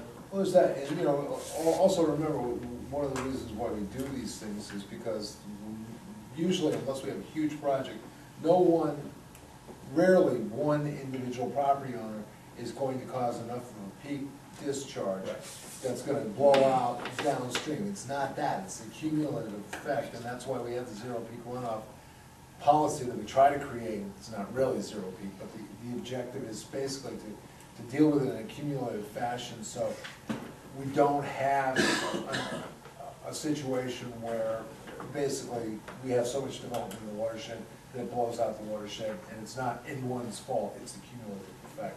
So we deal with the cumulative effect. That's what the intent of that. Got me a little, are there other waters that go into that? I Yeah, there's think a there huge watershed. If you Yeah, look but at it's that all on the report- same property, right? After, No, okay, way I thought out. halfway up it went the other way. It includes, the Porter Preservation Land, which is a quite large piece of property. You know, Which is shallow better soil. I showed the driveway and their house structures for the Porter land. So I did model all the impervious areas in the watershed, But So- historically, even during major storms, there's never been a problem there. For the culvert, no. No. No, that's not the issue. I don't think that, Paul's demonstrated that. That was one thing that was a concern of the board. That issue's been taken away. The only other issue is, as Jamie says, there's going to be a peak. It's a very tiny peak, it's a very small peak, but there is a peak that'll be created by this because it's an increase in impervious surface, but it's about the size of a single-family home, quite frankly. So, I don't think that's a board concern. if this was more urbanized, I think I'd be more concerned, but right now. Mr. Chairman, Yes. if it helps the board, I've been on that property for my entire life. That culvert was installed by DOT in 1948, when they reconstructed 111. There's never been a backup in that pipe. Hurricane Bob was pretty significant. It did not back up. Alfred Road washed out before Yeah. anything happened there. Because washout was down the street. John Yeah. must have flushed. Okay, thank you. So, What's the pleasure of the board on that? Anybody feel a need to? Okay, I'm not hearing any, so. Plus there's, yeah, no. Okay, so, we'll go from here. Any other issues? Was the board happy with the parking? I couldn't remember. Yeah. We're okay with the parking? Yeah. Okay. Well, there was the question of how spaces were determined, I guess. That was the only issue I was bringing up. I think that was number of employees, Yeah. or any maximum number of employees on any shift. And the standards that go by square feet or something, right? Well, yeah, I mean, you had to have 10 parking spaces if you based it on Which storage. seems warehousing. in excess for It is. this, okay. Because we addressed all the waiver request yet? And I think, Well, though some of the waivers are going away. well, you know. We don't have the cost estimates yet. Right. And the planning schedule. Well, you know, planning schedule, I guess, you know, we're still gonna come up with a type of tree, I guess, you know, we're still using the autumn maple. We did put 4, but that's what's required. As far as the planning schedule, I guess I'm talking about, you know, the actual tree and the ball and the staking of it and, you know, preparing the soil. If that's something you guys want, we certainly can do, but we are showing the trees, I'm just getting into specifics of how you gotta plant the tree, I guess. I don't think we need the detail, we don't need the planting detail. Yeah. We do need the trees called out. Yes. Okay, so we need We just got that 4 1/2 inch autumn maples. 1/2 inch. 1.5. Correct, 1.5. Okay. No problem. Yeah. Right, bud? 1.5, not worth it, two's worth it. All right. And, Well, project, so does that? Yeah, I just want to address call that? that on the plan, I want to, just down below. I'll change it to 2. Put it down here, you know, 4. What do you got? Yeah. That's good. That's good. Then this is loaded seat, right? We have loaded seat all through here. Yeah. Change this, Paul? Oh, you did? I did. You did that before? You caught it, huh? Yeah, I did catch it. Yeah, just a little slight error, but I caught it when I replotted the, I still had that label of 10 feet in the plan for buffer. I Well, changed it to 15. So how about the project sign? I just Do said we that have the a applicant sign? will submit that on a separate cover when he wants to go for a sign permit from the code enforcement Is officer. there a location given? I did not show a location, I don't even think we talked about a sign. So, you know. the CEO determination. Yes. Well, actually, that'll be staff review probably. That's what I'm saying, it's cheaper to do it now, but if you want to pay us more money to do it later, fine. And if we can decide between now and final, we can. I was thinking down towards the septic. Yeah, I'll use them with. Yeah. Okay. Well, you'd have to give us a shot drawing of it anyways, but it's up to you. Yeah, you just It's up to you. plow it over with snowplow. So then there's the building plans. Well, you know, I guess technically you guys are impressed with building plans, and I just said, you know, it's existing, you know, obviously you can see what it looks like, it's all sided, so I wasn't going to resubmit I thought we plans. saw a floor plan at one We point. did have a floor plan. So was that? I have a floor plan. Yeah, I haven't seen it. Isn't that good enough then? Well, what the applicant is saying is that usually we do a floor plan, or we get an elevation so we know how tall the building is and what its layout is. as Color to the where- siding, what kind of siding, right? More of circulation, where are people going in, where are they going out, where are the driveways, you know, where's, I mean, and we know it here because we've got some rather large commercial doors Right. in the front, we also have, you know, the entries, so we know where, we know where the It's already circulation is. built now, isn't Well, it? that's why I Pretty just much said, you know, and you guys already seen it, did a sidewalk, right? So you Yeah. know, so I just asked for a waiver so we wouldn't have to come up with the elevations and submit them and. That work for everybody? Yes. Okay. And, The elevations were approved previously, right? No, not by this board. No, by this board, that was a staff. It was submitted originally as a residence. Right, it's a building. Right, so we know it falls within code, that's Yes. really my, Yes, yeah, exactly. okay. There isn't that we have a problem. so that takes care of all those waivers then? The waiver requests? Other than the cost estimate. Cost estimate, Correct, we we need the still need cost that, estimate. so we're not gonna grant that waiver? Or What are the costs? is that so? moving forward. We didn't talk about the boundary survey though, but, you know, technically I got a survey that, In scared? yeah, and I guess Amos got ill, you said, or something. And so, you know, obviously I did go out there and, you know, locate the cap that MSK has in the survey, and then I could plot the boundaries and distances on the property, but I didn't do the standard boundary survey. That was a sketch plan created by MSK. I don't see any issues with it, you know, obviously, everything seems to fit, and the boundaries fit, and everything fits, so, That was a sealed plan you did, wasn't it? no. Well, I have one that is sealed. Oh, good, so that's why I was asking for, I have a sealed one. and didn't have to ask for a waiver, I just Right. didn't have the sealed plan. That's why I couldn't understand why you were asking. Okay, I didn't see that, all right. Because I saw the date on that, so the only issue was it wasn't sealed. Right. I got it, okay. Because it was a recent plan. Right, and I said, well, maybe he got ill, he just never had a chance to finalize and sign it, but Okay. I guess he did. All right, any other issues? Took care of all of it. Has the code enforcement officer inspected it finally as a commercial? Yes. So you We have, provided We have a him permit. with the master electrician documentation and all All- that stuff we discussed before? All set. Yeah, we have a commercial building So permit. code enforcement officer. They don't have a CEO yet, they're probably waiting to finish up your work when you get this, right? Yeah, no, but, They were worried about yeah, getting the permit to turn on, so they could turn on the floor didn't freeze and this, that, and everything else before the weather came in. Thank God it's been nice. So, it had originally been approved as a residence. Right. Required rewiring to. Right, they basically submitted an application for It's commercial. only a question. Good. They're dealing with the use group with the code enforcement officer on that whole issue. and their argument. So, the Well, issue we for can't us hold them up, are we? at this point is then, public hearing. Okay. Concerning the application, wait for public hearing. I mean, we don't have the cost estimates yet. You guys are gonna have to I take get a look at it. condition. Yeah. Lighting plan, I mean, I'll take a look at it, probably have some questions. How many lights total are going there?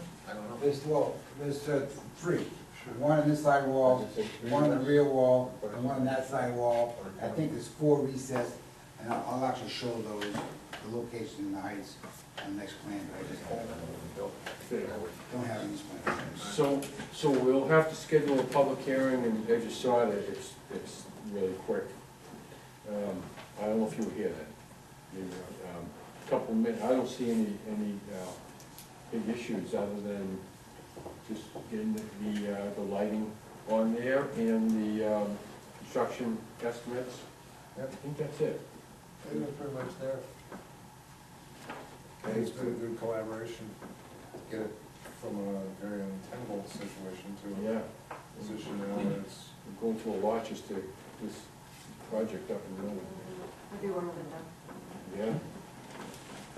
Okay, so I think, well, we need to schedule a public hearing next meeting, that'll be January 7th. Right? So, Want to make that a motion? yeah, well, someone else. Oh, motion. Yeah, make it a motion. Right.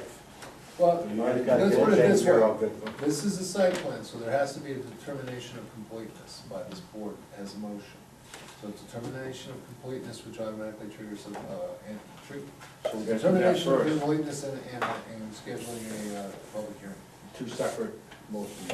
Make it one motion. Making one, okay, so, Completed, okay, and, public hearing. okay, you have a second on that? Anybody want a second? No one?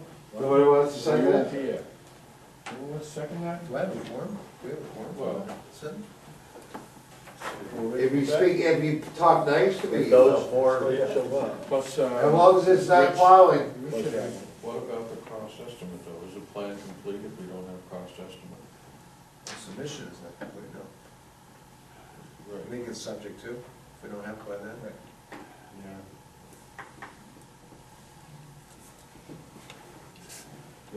I mean, We just did a subdivision, nothing will do that. Yeah. But this is minor.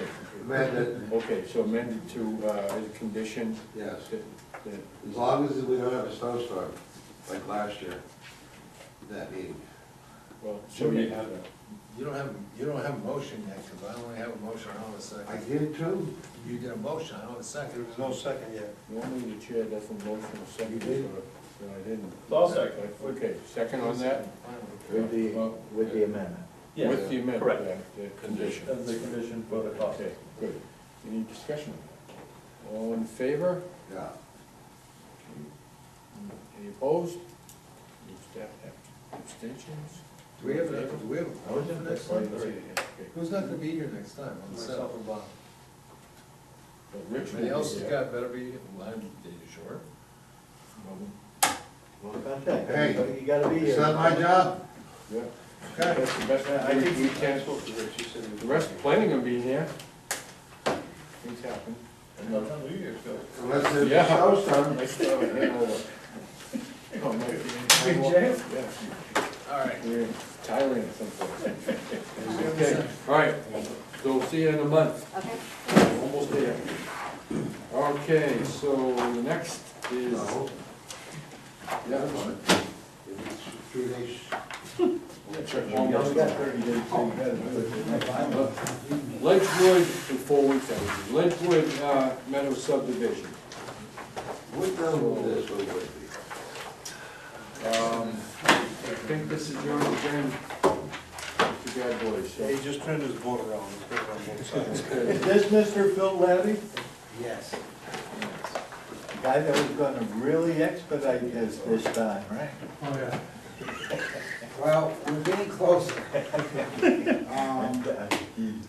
Paul's been busy with other things, right? Life is too short. I think I submitted the road names. That's the third time around. As for the project. So we do have that. I have a copy here. So that was completed. Today, Phil just got the homeowner association docs. We have the original copy. I don't think Phil wants to get the original away right now, but I guess he will if you really want I only it. have one, I wanna make copies, and then I pass them on. So we just got I just that got it today, at so 5 o'clock. the homeowners docs seem to be okay, the road maintenance agreement, I believe I seen, when I think the application.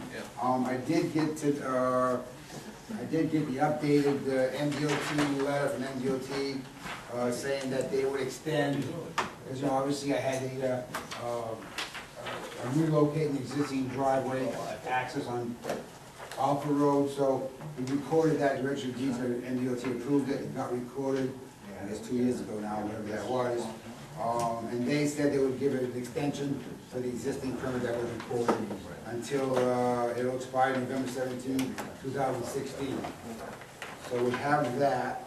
Also, I did resubmit all the PBRs, obviously you don't hear back from the DEP for that. So I resubmitted all the PBRs for stormwater and for soil adjacent, you know, activities, and if Chad wants to take a peek at it, I didn't resubmit them. DEP has them, that's my only copy, I need more when you come back. Can we make copies? Oh, yeah, absolutely. So I haven't heard back from those, that agency at all as far as all the PBRs that were submitted several years ago, because they expired within a year. So we redid MGOT, got the PBRs reapproved. The plan doesn't have a whole lot of change to the plan, except for, I know Marty brought up, the cemetery easement, access to the cemetery. I did do a couple of blow-ups, I think 1 inch was 50 feet, to kind of label the radiuses and stuff around the entrance. And I also blew up some of the lots towards the cul-de-sac, just wanted to label those numbers, so you could actually read them. For the 100 scale, it's pretty hard to get all the labels readable. So again, I showed the cemetery access on lot 1 that was asked for at the sidewalk. And besides that, I guess I'll take any questions that the board might have in regards to the project. Mr. Chair, I have a couple. Okay. Phil, at our last sidewalk in that, you were going to get with neighbors about hours of operation and blasting. Were you ever able to do that? We didn't do that, at this point. Next question, if I might, Mr. Chair. In the notes, on number 11, says the developer proposes to use granite monuments, drill holes, or iron rods as permanent monuments as conditions permit. I think you can take that as conditions permit out, because 14 says that you're not gonna get a building permit issued until all of the property pins have been set according to the plans. Yeah, I guess, my question is, if I hit ledge, I already said I'm not gonna put a monument in, I'm gonna put a drill hole. Drill, and that was your intent, right? Right. Yeah, I mean, the way it's worded, So, you you know, can do it or not do it. If I get a monument, I will. If it's bad stuff. If it's gonna be an iron rod, Yeah, don't care, either monumentation I think is acceptable for our stuff. Item 15. so is that 14, was that okay, I guess? There were meant 12, didn't you? I'm sorry? You said no 14, but you meant 12. Well, under 11, if they take out the as conditions exist, then 12, no building permit shall be issued until all property pins have been set as shown on the plans. So, that goes to the monumentation. Whatever you decide to do in 11, but you don't have the choice of not putting something in because it's bad property. So take as conditions permit out, and you're Okay. good with 11 and 12. All right, good, thank you. And item 15 says lot 1 shall only gain access to their site via the proposed roadway. I'm assuming, and I'm not sure right or wrong, that that's because you are saying that they cannot access from 101, from the front, kind of where the road is currently? Yeah, the You're existing gonna block driveway, that, is that the reason for the yeah, note? the existing driveway will be eliminated when the road is there. Okay, and then if we could go to the last page of your plans. Item number 6, under the dry fire hydrant construction detail, says, once the hydrant has been tested and accepted by the Arundel Fire Department, they will assume responsibility for future maintenance. You'll need a letter from the firehouse to that, from the fire chief to that effect, right? Yeah, I don't know if we can. I mean, Without we can't permission, mandate that no. the town, do it, the fire chief would have to, right? I think that's a note that I took right from, some of it is from the Arundel.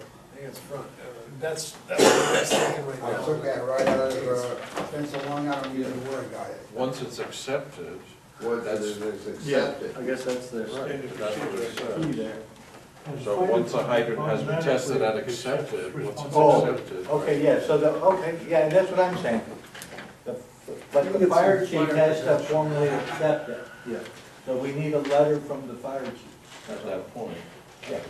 And once they accept it, we get a letter from the fire chief. Well, that's Right. when it gets constructed and built, you mean, so you're not talking now. Yeah, Can the note remain here? yeah. Okay. Just they're gonna move from these plans to a final approval, and then we're gonna look at the documents, and we're gonna be looking for that So you're saying, acceptance letter, right? note 6 is okay then, right, Bob? You're good. Are you okay with those six? Yeah. Okay. Any other issues? Anybody? Right? Just,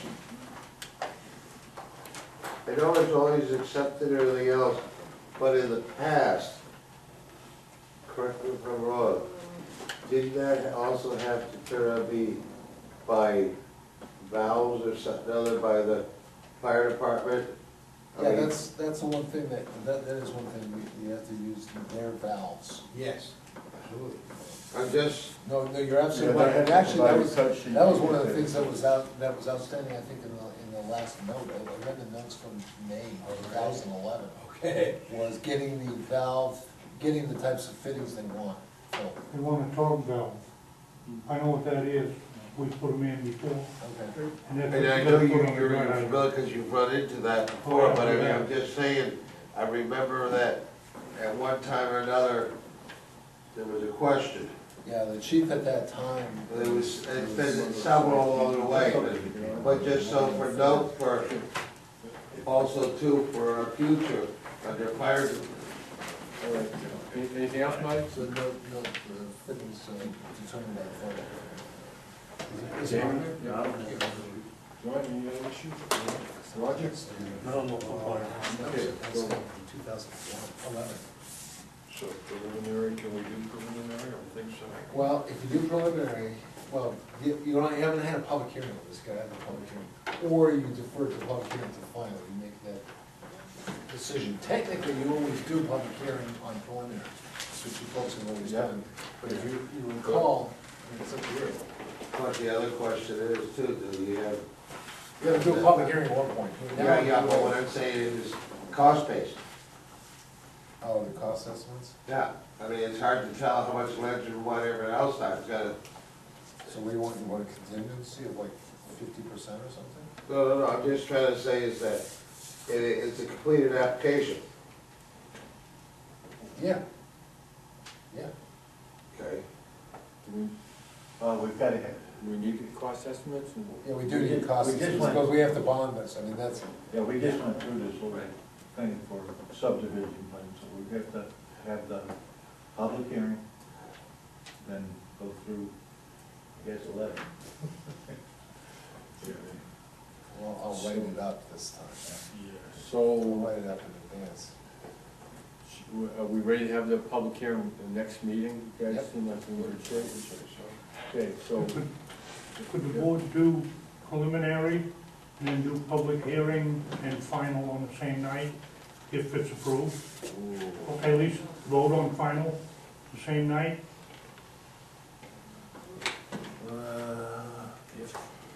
if we had 3 hours and you were the applicant, You know, it's possible. yeah, I don't know if we've ever done that. We have. I don't think we've ever done that. I haven't seen that here, but I've seen that in other towns. Yeah. They do public hearing at 15 minutes or 30 minutes before a regular meeting. Then they take the applicant in and vote to approve or deny the final. Yeah, we've done that. Yeah. I mean, we've done that on other projects. We just did it. Well, we just did it tonight. That was the site, that was the initial preliminary. site. Yeah. Let's see, I'm just looking at, Documentation. We technically had a public hearing on this, I think. Yeah. Did we get that far last No. time? Well, Yeah, no, we at that time it's a whole expired. new and you had to- application, that's the Yeah, problem. but it's the same project. Yeah, but we still have to follow the process. If we didn't, then we wouldn't have had Phil go through this again. Yeah, right. We just picked it up where it was, but we can't because it's 6 months to pass. Yeah, Final set approval, precedent. filing, blah, blah, blah. Where's the public hearing? Public hearing would be for final preliminary plan. Just says it's been 6 months after the preliminary plan. I don't see. Within 6 months after the approval of preliminary plan, subdivider shall submit an application for approval of the final plan. Application shall be submitted by mail, delivered to blah, blah, blah. If the application final, if the applicant cannot, due to delays caused to other regulatory bodies, we don't have any DEP permits on this. Don't need any. No. Just a PDR and stormwater. Yeah, it's a PDR for stormwater, Yeah. that's it. No. Right. Well, what is the time period? Is there a time? There's a lot of It just stuff. says that the within planning 6 board- months. Preliminary. Yeah, subdivider. It doesn't have a minimum amount of time. The board shall determine whether to hold a public hearing on the final plan. The board decides to hold a public hearing, shall be, hold a hearing within 30 days of determining it has received a complete application, and shall publish a notice of the date, time and place, blah, blah, blah, yeah. The road commissioner, before the board grants final approval, the subdivider shall meet the performance guarantee requirements contained in Article 9, which means you gotta have your bond in place prior to. 30 days from the public hearing, or within 60 days of determination, complete application be submitted in a public hearing, the board shall act. So, basically, can you have a public hearing on the final, and make a decision? Yes. Question. The problem, the only time that you don't run it, the only time the board might find that a difficult thing to do is if you had neighborhood opposition.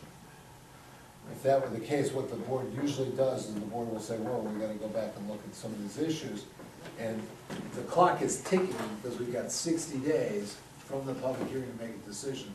So if there's an issue that a neighbor brings up that's a serious issue, like Or- I dumped, 100 gallons of trichloroethylene out there. Or you haven't addressed some of the other submissions, Sorry? so. Either that, or they haven't addressed some of the others. Yeah, or that you haven't done this, or this, or this, or this. The board's gotta make a decision within 60 days, so if there's a problem, it's gotta happen, within 60 days, it's gotta be resolved in 60 days. So, Question, So, that's it, as soon as you have the public hearing on the final, it triggers a. It says, Now, is this doesn't give us, peer we're review? within another time limit, it's maybe otherwise mutually agreed to by the board, and yet, Yeah. the board. What happens is the applicant grants the board an extension. That's, this may say that, but in case law, the fact is, the judge says, hey, I don't care about that, it says you should do this in 60 days, and that's what the state law is, and the state enabling legislation, and therefore, we've always, we haven't, but usually what you do is you ask the applicant for an extension. Can you give us a 90-day extension or something, they grant it in writing so you're covered, so you don't make a procedural error. But yeah, you can do it, you can do it the same night. The question is, if you don't, you have to have a public hearing, you're gonna have it with the preliminary, you're gonna have it with the final. The preliminary, when it gets down to the public hearing, again, I will read it one more time.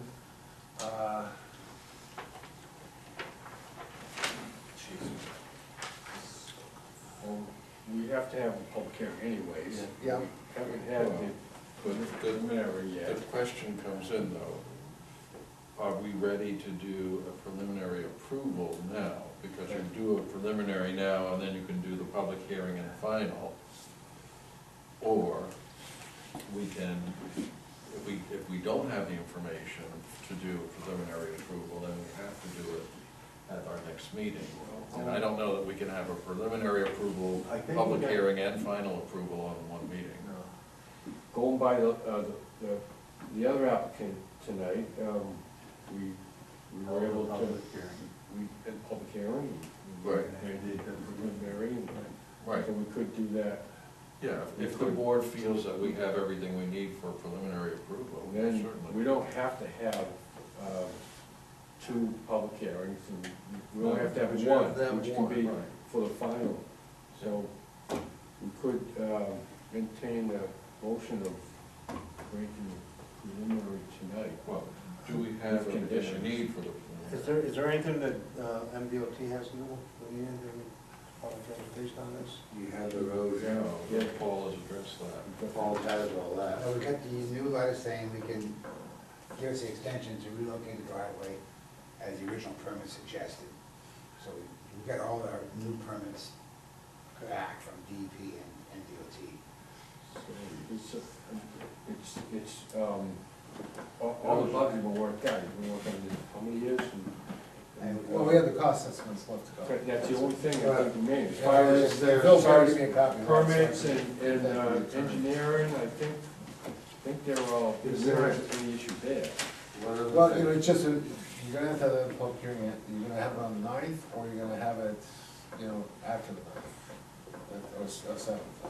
Question, I mean, I don't know, Phil, you get a public hearing and preliminary plan approval on the 7th, Yep. and then And the then following month your 21st. final, is that a 2 weeks huge later, issue for you? Because you're gonna have to do it that way anyway. I mean, I No, think, it's not a big issue, it's just he wants to get it meeting done. after meeting, and everybody, we're tying up the board. plus weather, And we're being plus tied weather, up. We got things to possible, do too. plus weather So, coming up. so We'd just like to get this thing over with. if preliminary approval was granted, would you be able to provide all the submittal documents for final in time to get on the 2 weeks. And then we're gonna have the 2 weeks of. We could, because I don't think we have that much left Okay. to prepare. Well, I only have one question, so. I think Paul has 99% of what we need. From what I understand, I'm just gonna change that note, Yeah. and I don't, maybe deal with some language in the fire department, make sure, we contact the fire department for the fixtures that are required, but obviously, they won't accept the pond if we build it with the wrong fixtures, but, I can add some more language that dry hydrant note. And Phil, the biggest thing would be the cost estimate for the road. Right. and I think we have everything else. Well, There was also no for the issues final, you also have to have the surety in place for the final. That's what we just read. Oh, yeah, we can't act on that unless it is in place. So that's why I think we should wait a month, Phil, try to just go for a preliminary, We'll sit this public hearing preliminary, and then wait a month to go for final. and let them talk. Okay, Mike, we got, Yeah, is there anything that has to be reviewed by the lawyers? That's why I'm trying to ask the question. just ask it, go ahead. What do you think I just did? Through the chair? Yes, Yeah, I usually give it to the lawyers to look at, our town attorney to look at. okay, have they yet? I haven't gotten it yet. Oh, It's in that little folder right there. we don't, I don't even know if it's really in there. He just says it is. You just got it tonight. He's not giving it up. Your agent's not helping you much, Joe. I need copies, that's all, that's the only copy I Yeah, have. no, we'll wait. You don't have to- I need something to keep in our file. Can I ask a question? This is ending up with 4 residences and 2 commercial, major subdivisions. Right. So they've got to provide the CD-ROM and disk and copies of everything. Right. They've got to provide the net increase in the taxable assessed value of the property and everything else that goes on. There's a million other administrative things, you know, that you got to do, not just what you're talking about. Section 8 got lots of submission requirements for it. Not sure you can get all that in a week, but I'm not gonna be here to do what you want. But without it, that's a denial, that's all. I'd wait the week and get the, So the clock Sure, you got it. starts ticking. So, It's up to Phil, I mean, he's the client, so whatever Phil wants to try to do. well, I know you wanna do it all at one night. Yeah, I want to move it along. Okay, We started this 2011, well, we've been we here were waiting. 15 and we're still here. whose fault is that? Who stopped the Must be project? Paul's fault. I'll take the blame. Just for the record, it's maybe, for the record, that recording up here, Paul, shame on you. That's what we're in for. That's right. Well, We're coming up the witching hour, guys. Yeah, We gotta so- make a decision. Yeah. public hearing, anybody? Well, I will make a motion, and then you guys can discuss it, but I'll make a motion that we accept and approve the preliminary pending, or with the condition that the condo doc and cost estimate be submitted within, well, you got the condo doc cost estimate, how quick can you get that? For the road? Condo down? No, for the road. Cost estimate for the dock, for the road. Oh, I can have that in a few days. Okay, so, With the instrument, the problem is I gotta have the instrument at the night that we, do this. Can you explain that to Phil, what he needs to? Cash to do, Yeah. That's, you know, it's been so long since we've done a subdivision, which gets some of these things. I know. But it says the final approval, before the board grants approval of the final plan, the subdivider shall meet the performance guarantee requirements contained in Article 8, which means you gotta present. Yeah, that's what I'm saying, 8's got a whole bunch of things. It's got a whole bunch of stuff in here you gotta provide. That's up to the applicant. they're gonna have to have that. If they don't have it, we, I gotta have it 2 weeks before the meeting. right, Which means all of this is gonna happen in 2 weeks. So that's all, you're assuming that's all predicated on him being back on the January agenda. if it's not in. If it's not in, we just delay taking action on the final. Right. Right. Yep. Well, I gotta do a public hearing, and I gotta do a public hearing 10 days in advance. So, Right. You know, So, and they're aware of And that. you got So holiday. if they don't have that in, then we're not gonna be able to do that in January. It'll be That's a some condition. subsequent meeting. Right. That's a condition, if it's not in within 2 weeks, let's say, then you don't advertise. so it's up to me to make that decision, huh? No. Well, because you guys are supposed to No, call we the can public hearing. We can set. So if you're gonna call the public hearing, you gotta call, if you approve this tonight, you gotta call the public hearing for the 7th, I mean, and I gotta advertise. See, that's the thing. If we don't You submit have any to call a public paperwork, hearing. we can still have a public hearing. And Yeah, we can and still. we have a have public preliminary hearing. plan application, right? Yeah. Yeah, we can still have a public hearing. Yeah. And then vote for preliminary. Yeah. Well, But, We'll just see Yeah, if then the we could- conditions are met. Well, If they're not, we don't do the final. for preliminary, you know, you can say Yeah. preliminary approval subject to us getting the cost estimate before final. Should we do nothing between now and then? But obviously we'll have something submitted. Hopefully the homeowner association docs, you know, hopefully the cost estimate. And that's all we really have missing for a preliminary. Yes. So, and hopefully everything, like you say, if I don't get it in time, then we'll have a public hearing, I'll have those items in, and we'll get public hearing and preliminary. Makes sense to Okay, me. so I will make that motion official then, that we grant the preliminary approval with the condition that the two outstanding items, being condo docs and cost estimate for the road, be submitted to the planner within a week. And that we set public hearing for January 7th. You have a second on that?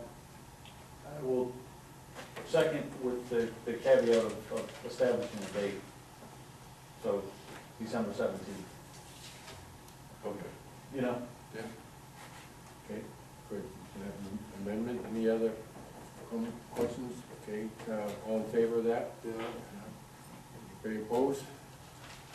Well, you in favor? Okay. Unanimous, so we will have a public hearing. Yep. And you have your work cut out for you to get that in. Okay, so. We'll see you in January. Yeah. All right, so, thank you, sir. All right. Hopefully we don't run out of snowstorms, right? Hopefully we don't run out of snowstorms in between. Let them come.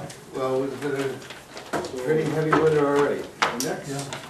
I can handle this kind of weather. So it hurts already now. Are they still open? Yeah, they close them tomorrow. Oh, yeah, who's that date? Yeah. Is Pike still open? Mine just frozen 412. Yeah, This week. Still It's open. open. It's open. And it's only 30 minutes out. Right. No, it's not bad. So we can't for a specific. The last one, that's the one. Okay, okay, you're up. Right, good. Yeah, How can I forget? Okay. the last one. Okay, so, Al, you're on with a new application? Yes. Okay, wanted to, Give you a quick summary of it. yeah, And I'm subbing for Rick White tonight because he's having surgery today. But what Bentley is proposing with this sketch plan pre-application meeting is to expand the campground. As a brief summary, this is US Route 1, Bentley Saloon. You folks, I think almost everybody was on the board 10 years ago, maybe except for James. But this was approved in 2005. And then in 2006, the board approved a Bentley's campground for 38 sites. And then in 2012, the board approved Bentley's expansion for 15 sites. So there was a total of, there's a total of 53 approved sites there. The DEP used this as a common scheme of development with because the office is in the campground, and the office for the campground is in the saloon. It was considered a common scheme of development for site law. So when Bentley added the 2012, 15 sites here, he needed to go to site law because this original development exceeded 3 acres, and that triggered site law. So that was at the point when the board and TAD was contemplating rezoning. This land has been zoned, changed, what, 2 times? 3 times? 3 times. So what Bentley did to be proactive, because he needed to go to site law, DEP approval for these additional 15. We notified the board when we were going through that the total master planning went before Maine DEP for site law. And it did receive a permit for this concept right here. But we could not approve, we could not expand any more campgrounds under town regulations until the new zoning kicked in, which it has. So right now, the saloon is in DB1 zone. DB2 goes from the campground land back into Bentley's private residence parcel. And all of this is in DB2. So what is being proposed is an expansion to the campground for another additional 137 sites. That'll be a total of 190 for the total build out. And there's just one change in the notice. It reads 5 phases in your notice. It's actually 6 phases, 2 through 7. Including 2. So including 2. Oh, yeah, that's right, that was phase 1. Phase, we call that phase 1 for that. Okay. So that's, in your packet, there is the copy of the Maine DOT permit that included the analysis with 750 sites for the restaurant and up to 270 sites for the campground. And we'd be at below that by 80 sites. So the NDOT permit had a capacity greater than what is being considered at this point. There's also a copy of the site law application that was approved by the DEP commissioner for this concept. So what we would like to do is seek approval for the phased master planning for the total build out. And Bentley would propose to build phase 2, which is in yellow on this plan, in this area, which would be 29 sites. And it would have a septic field in this vicinity.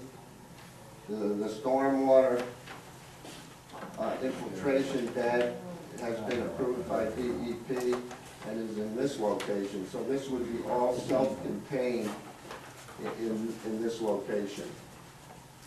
Ultimately, if Bentley was to build out the additional phases, then it necessitates building the pond down here for stormwater, which is on his residence property. When's that triggered? That is triggered, all of phase 2 drains into this wetland, and this stormwater would handle this impervious. It triggers when it comes into this divide that drains through into here.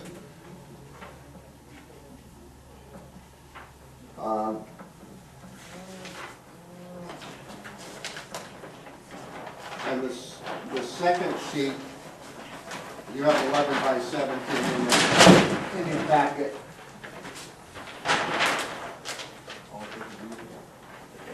Shows the up-close area for phase 2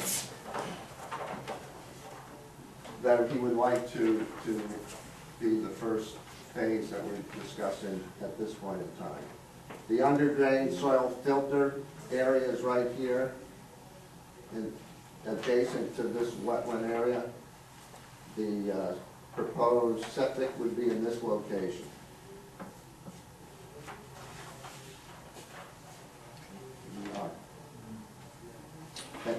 And one thing inherent in this concept, because he'd like to build this over time and not come through the paved parking and through the sites that he's already developed, the proposal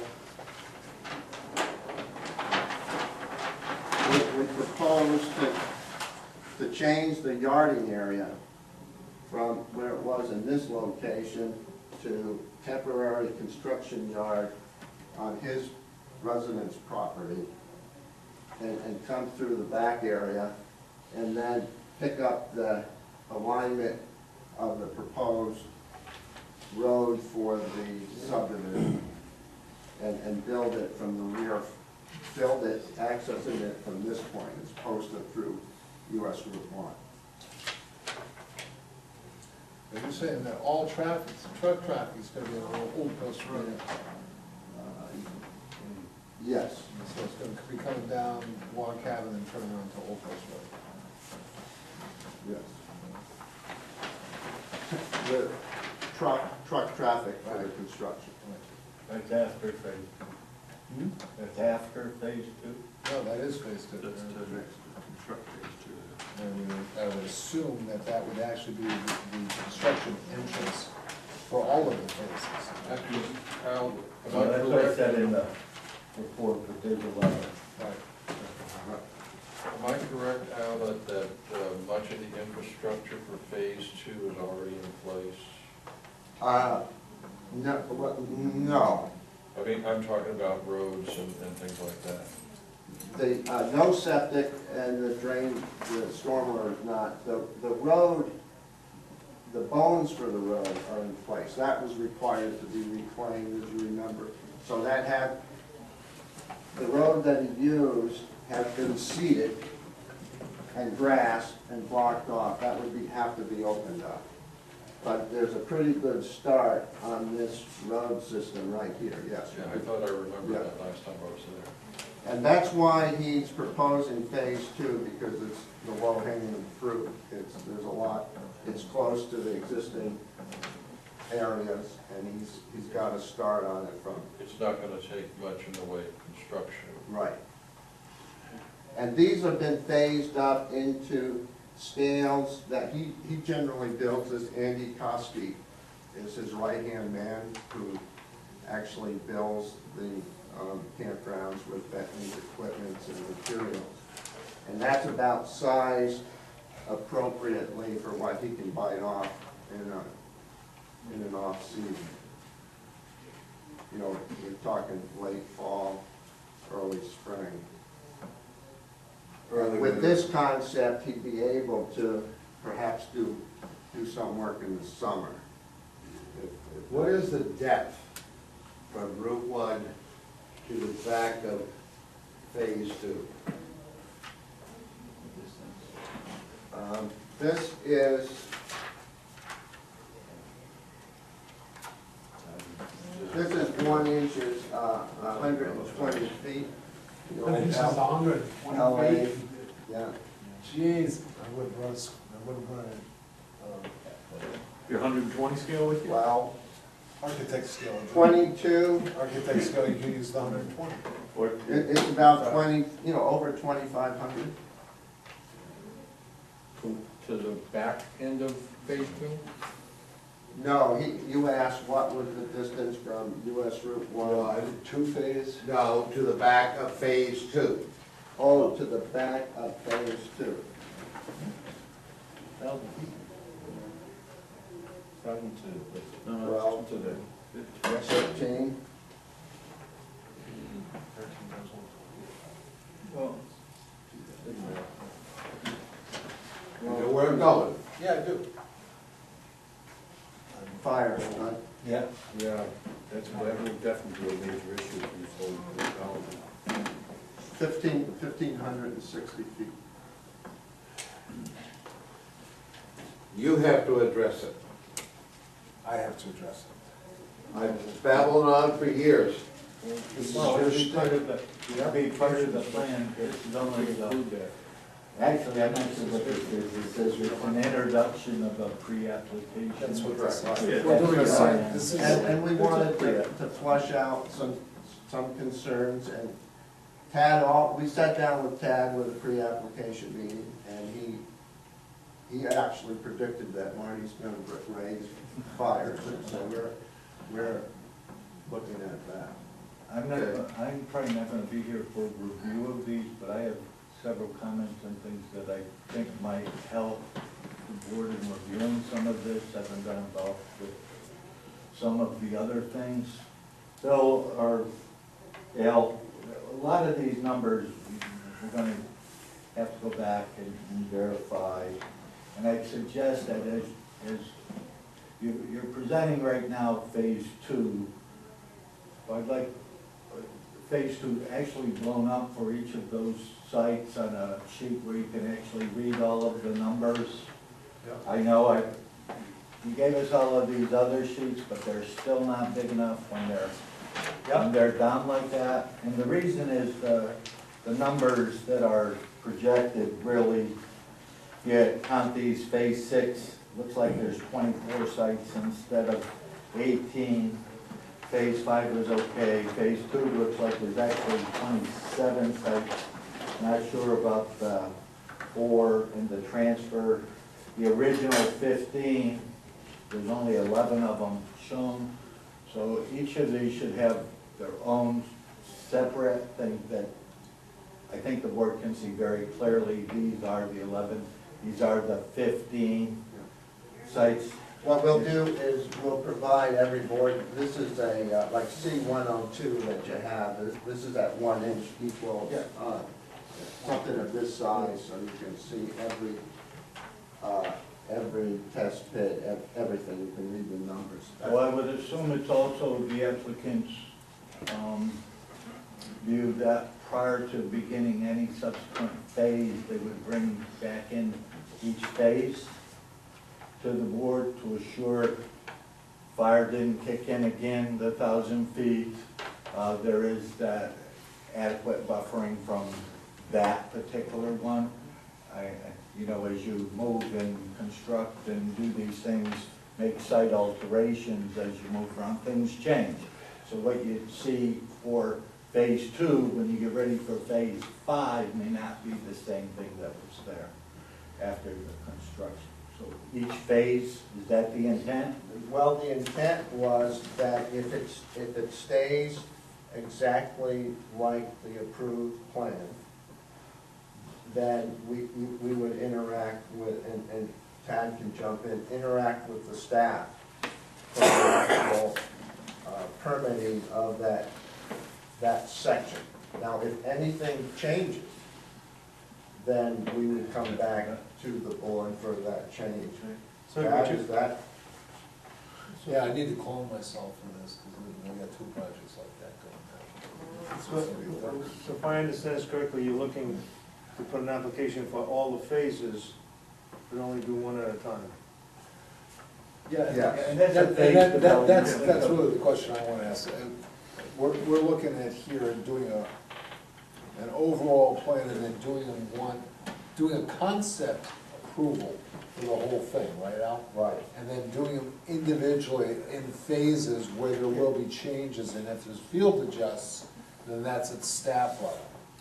That's what I believe you're saying. Right. Am I right about that? Yes, and I agree. I just want to have it very clear and why then for each one you need another good subset to review if it's at staff review. If there is change, the board sure needs the whole thing. Absolutely.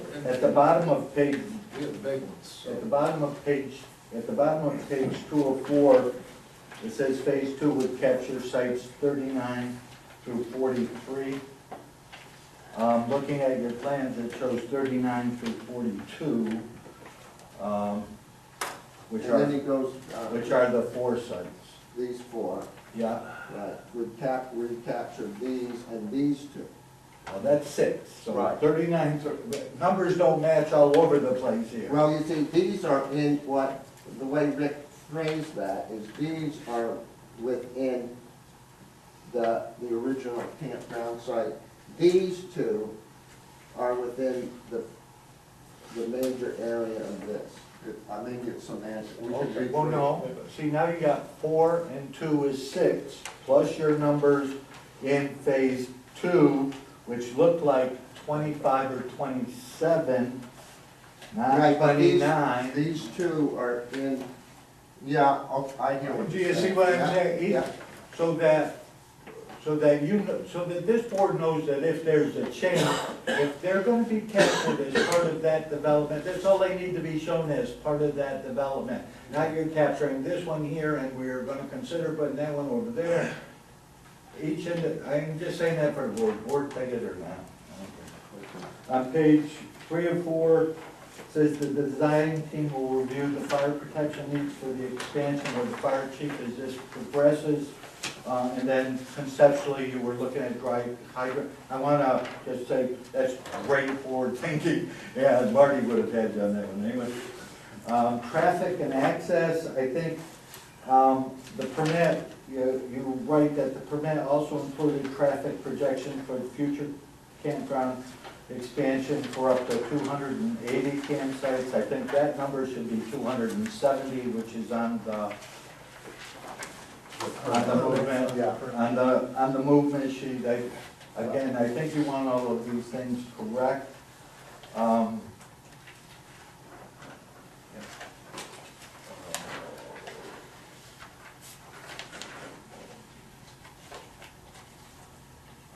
Okay, let's see. Mention of permit expansions refer, the expansions within that permit actually referred to the expansions of seating. The 270 was the campground itself, and that's what the board's concerned with. On page 4 of 4, you write that the system will include an underdrain soil filter within phase 2, similar to the one constructed in phase 1, part 1, provided for forested stormwater buffers on site and excavation and expansion of the existing farm pond located on the Bentley Warren property. And that's within appropriate easements to be provided. Did you not just tell the board that that wasn't going to kick in until after phase 2? For the stormwater, that's correct, that's our intent. Well, I'm just reading what this is. Okay? Ongoing repair and maintenance activities need to be included, which you don't address. You have for getting it in there, but who's going to be responsible for that, and how are they going to do it? And again, we welcome the opportunity to schedule a site walk to familiarize the board with the site topography, features and benefits. I surely encourage the board to go out there. The wetland delineation, there's lots of issues with. I think after doing all of the calcs, we came that there was less than a 1% actual change rate, which was found to be acceptable on this thing. I'd like to also refer to page 4 of the actual application. You say a detail sheet showing construction detail, proposed streets, strides, roads, sidewalks, etc. doesn't apply to this. This totally applies to this. Where the roads are going to be, how they're going to be placed, what the elevations are, and at each campsite for the traffic in, movement back into the street, moving on forward.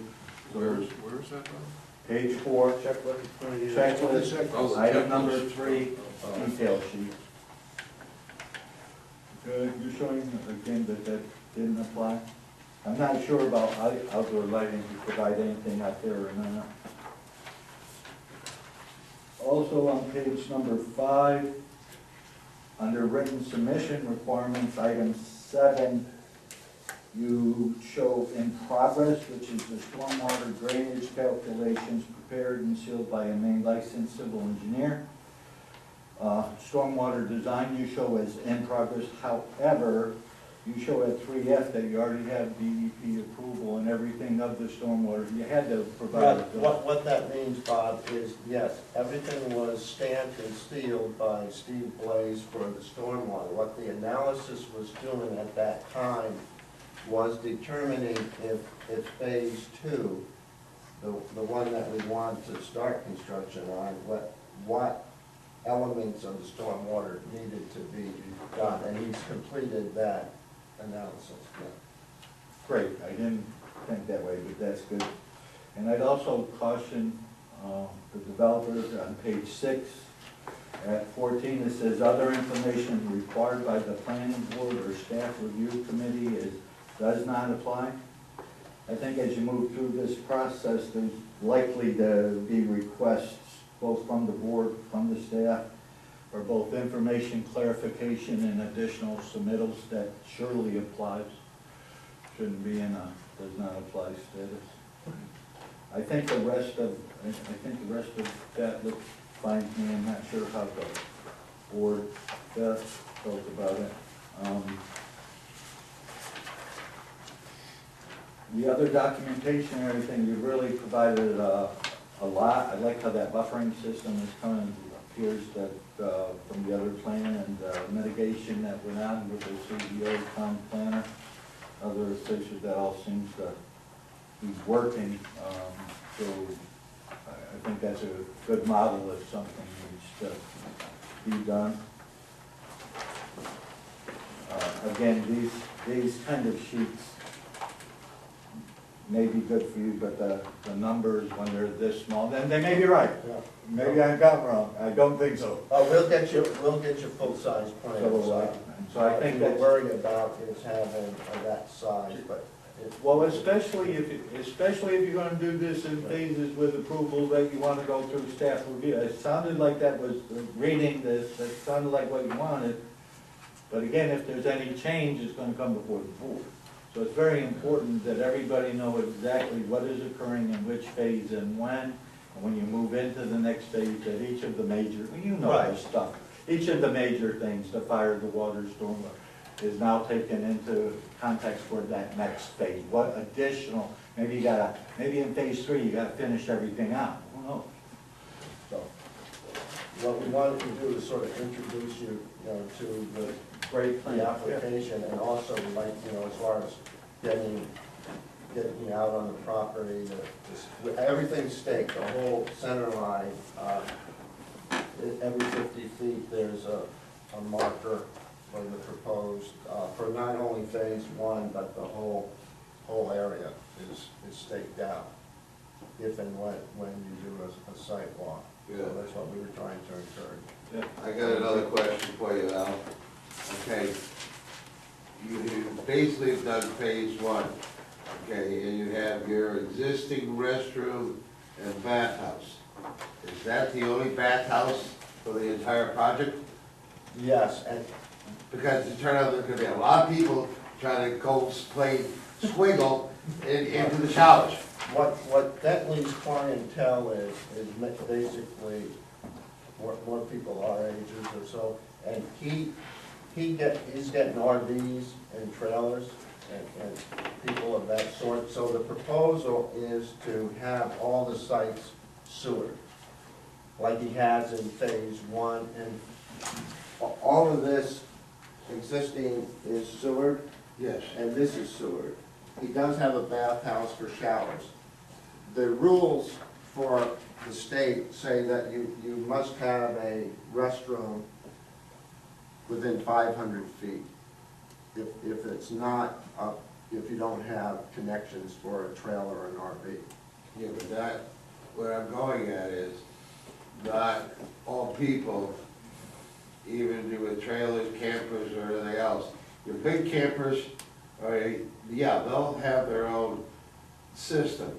But a lot of times, your bathhouse is community for, and if you're, as we turn out, measured out 1,500 feet, or vice versa, from the back side of this to there, Yeah. you may need more bathhouses. That's what I'm trying to, Yeah, that's a good point. We'll take that. That's into right. account, yeah. I mean, you've got all the plumbing in, you gotta have your whatever else now, but you may need, A bathhouse for showers. Yeah, because even though that's the clientele, and there will be people that show up that may not have a camper. Oh, well, there's a big, Or the other- there's a big clientele that are the motorcycles and the overnighters on the weekend and so forth, that go in and crash with tents or no tents. well, the other thing is, you only can run so far playing squeezy cheeky No, I hear you, and those are the things that we were trying to flesh out with the. Do you have any regulations that requires certain facilities for the campsites? It's based on tent sites. Yeah. It's not based on RV sites. RV sites are based on the plumbing code, but it's based on tent Because they sites. tend to be self-contained, All right, but But the problem is, you know, if we start, and forgive me if I've got this wrong, Al, but if we're gonna make these sites interchangeable, that they can be tent sites or RV sites, then that does bring up Marty's issue. Yeah, no, it's a valid issue, it does, if people are tenting on it, Oh, yeah, it's not gonna work. you have to go to the lowest common denominator, if it's an RV site and a tent site, you have to figure out. and if you build a campground, the reality to build a campground, you want your clients, your patrons to be comfortable, and he's gonna, build it to do that, so. Al, can you walk us please through the process with the DEP, with what you said you got an approval, but that was back in 2012. Do you have to go back through to them with anything right now? No, it was a phased approval, because we knew the logistics wise, we were waiting to see if the zoning went through. DEP knew that it was based on a proposed zoning. So that the approval for DEP is a phased approval, and we just have to notify them and keep marching along if and when we got approval through the town. And So when you undertake another phase of construction, you gotta send a plan into them beforehand, letting them know what you're planning on doing? no, they are, if we change it. Okay. If there's any changes to the stormwater, And septic. we have the full plan, I mean, we have the cover letter here from DEP, but in their file, we have the full DEP approval and conditions, right? Yeah. Yeah. For Al, as far as the phasing goes, what type of timeline are you talking about? Is it one per year? I thought I heard you say you do it off-season. Yes. So if there's 6 more phases, that would be 1 a year?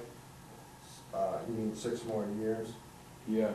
Oh, easily it would be one phase a year or more, I mean, every 2 years or so. I mean, So, but if you look at it, the trend here,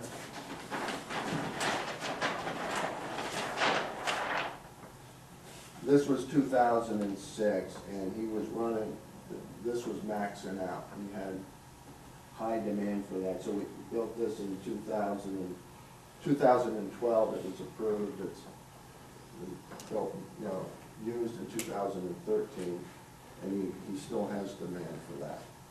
So we're looking to start on that, and it'd be probably a phase every year, year and a half. so I'm confused about that, the construction road.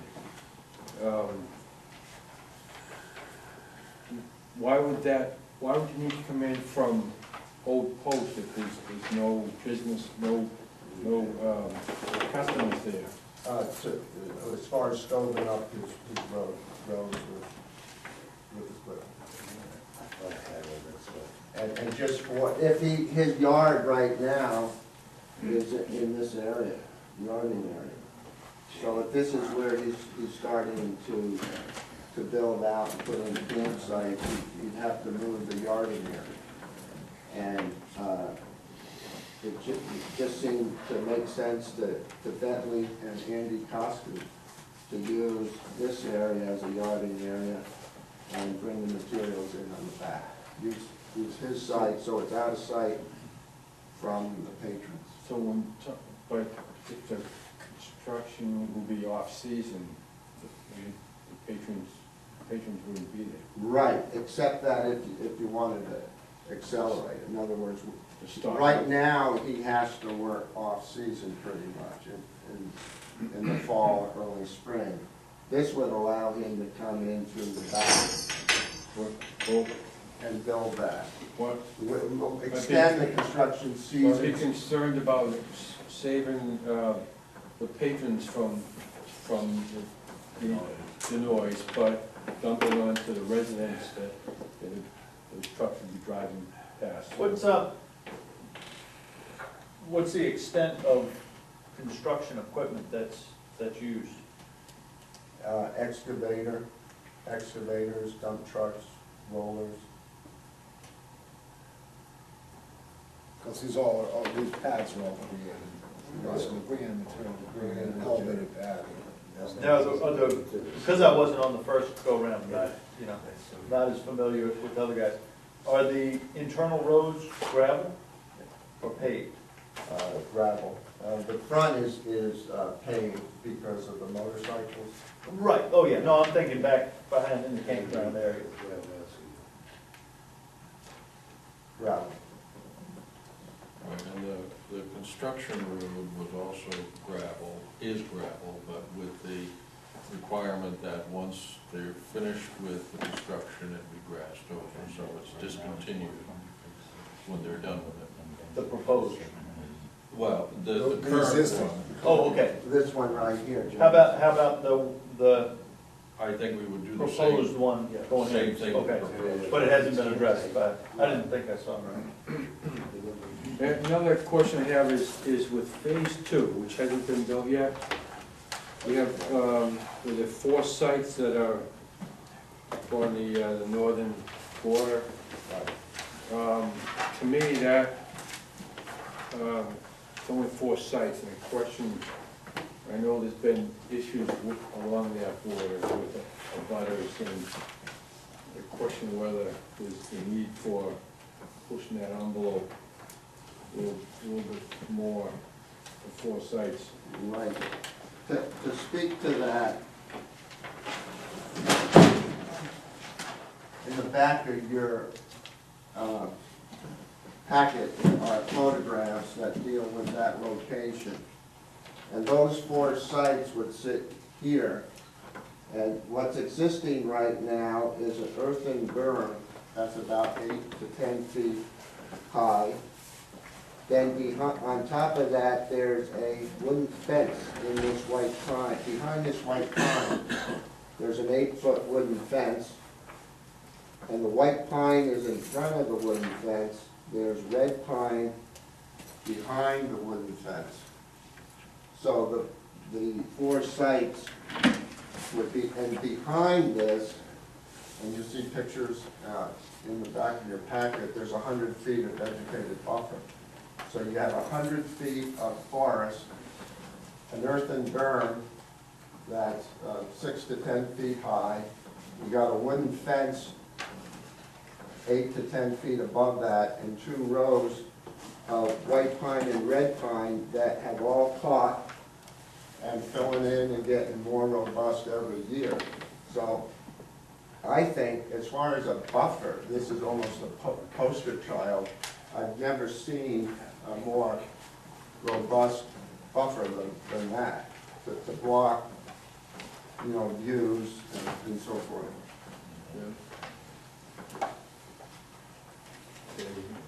I guess I'll throw out there, it's not just the visual buffer, it's also the noise that might go with it. I know there'll be a lot of other noise going on in that area as well.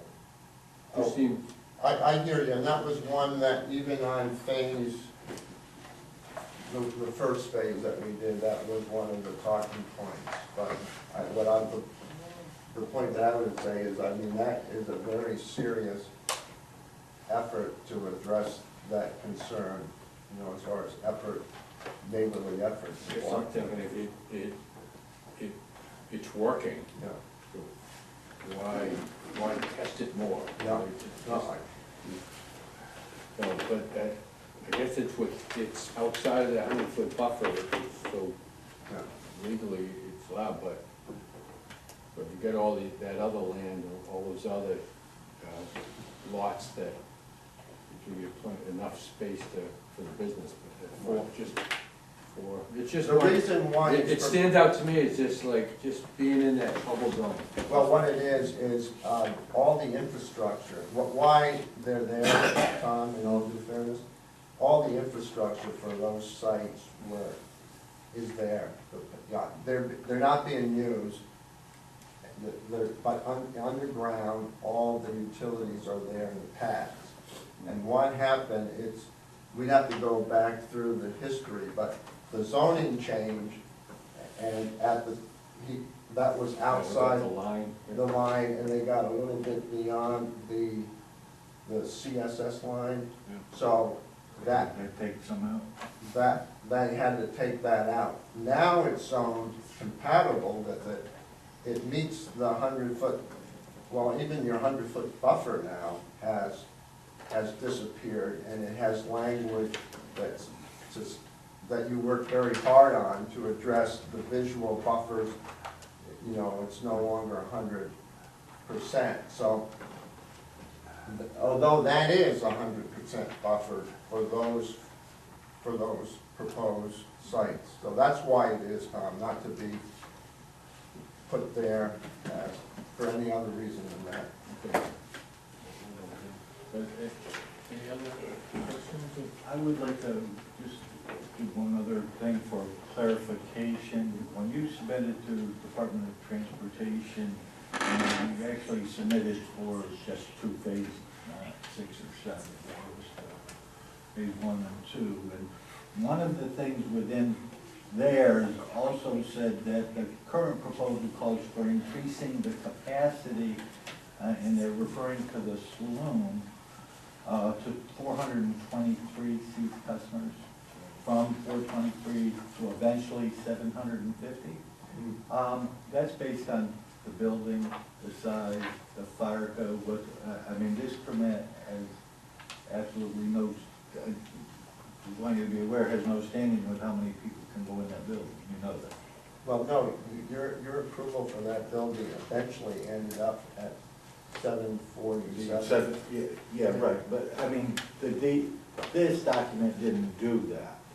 So if there were any, if you were suggesting within this proposal to try to increase that, I mean, that's the maximum that can be there because of the building and limitations.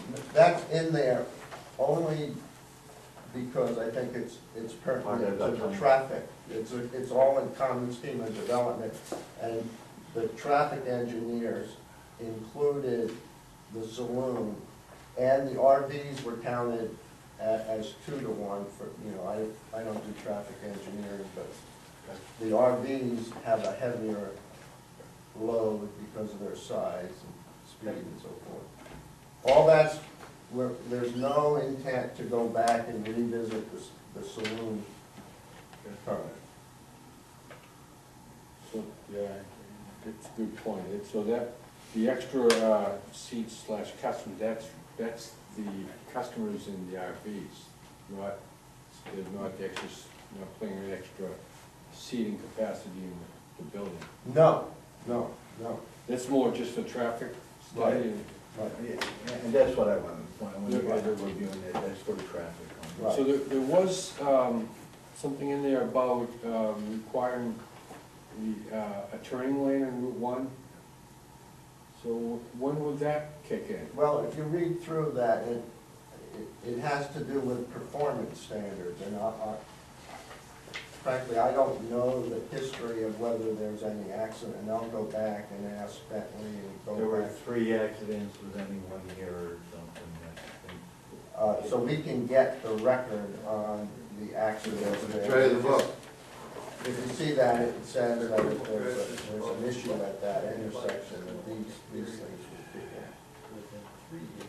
there. With, how many sites will be all together in the end? If approved, if everything was approved as proposed, it'd be 190.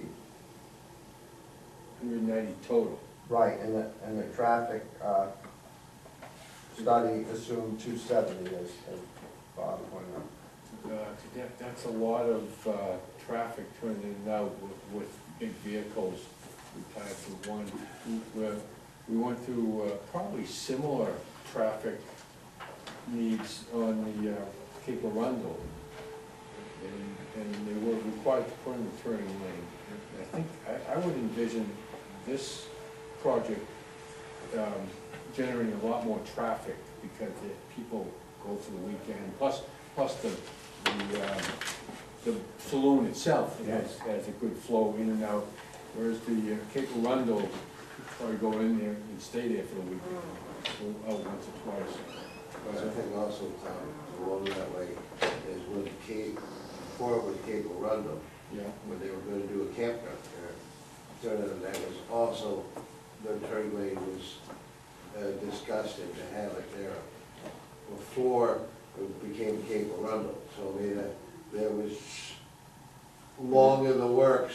I think But I mean, like I said, with this case, I think the left-hand turn lane would be more efficient, particularly when you have a mass ride or anything else, and where you have a lot of people coming in, and so that you can actually get off the road, so traffic or anything else would be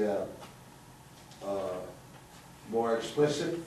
So it's just something that I mean, it's- will have to get addressed. Yeah, Yeah, well, there's a mitigation plan in there that the state recommended. Yeah. Three accidents within a 5-year period, But then that turn lane kicks in and they need to put it in. Yeah, but what they're saying, That's what not they're saying addressing is that traffic. that's a performance-based one, that's meeting certain standards that the state uses, and it's a failure standard, basically. And, you know, what the board, what I'm hearing from Marty, and especially, I don't think they took into consideration rides, you know, fundraising rides. I don't think they took that into consideration at all when they did this. I'm just, I would agree with you on that, and so the board might want a higher standard than the state does. That's what I'm hearing. You do have that capability to do that, and we certainly could have discussions with Region 1 about that. But you're right, you did get it from Cape Arundel, and I think they're not gonna be generating the same traffic distance. when, like I said beforehand, when that was gonna be the campground. Right. Okay, way back, that was before, way back when. It was They about the same put it size in. as this one. Huh? It was the same size as this one. Yeah. So they've had more acreage. Yeah, but it was the same number of campsites. Yeah, campsite is roughly the same. Well, it's like 260 or something. Where is Cape Arundel? It's where the Cape Arundel is the seasonal cottages. Oh, Rick's. Yeah. Yeah.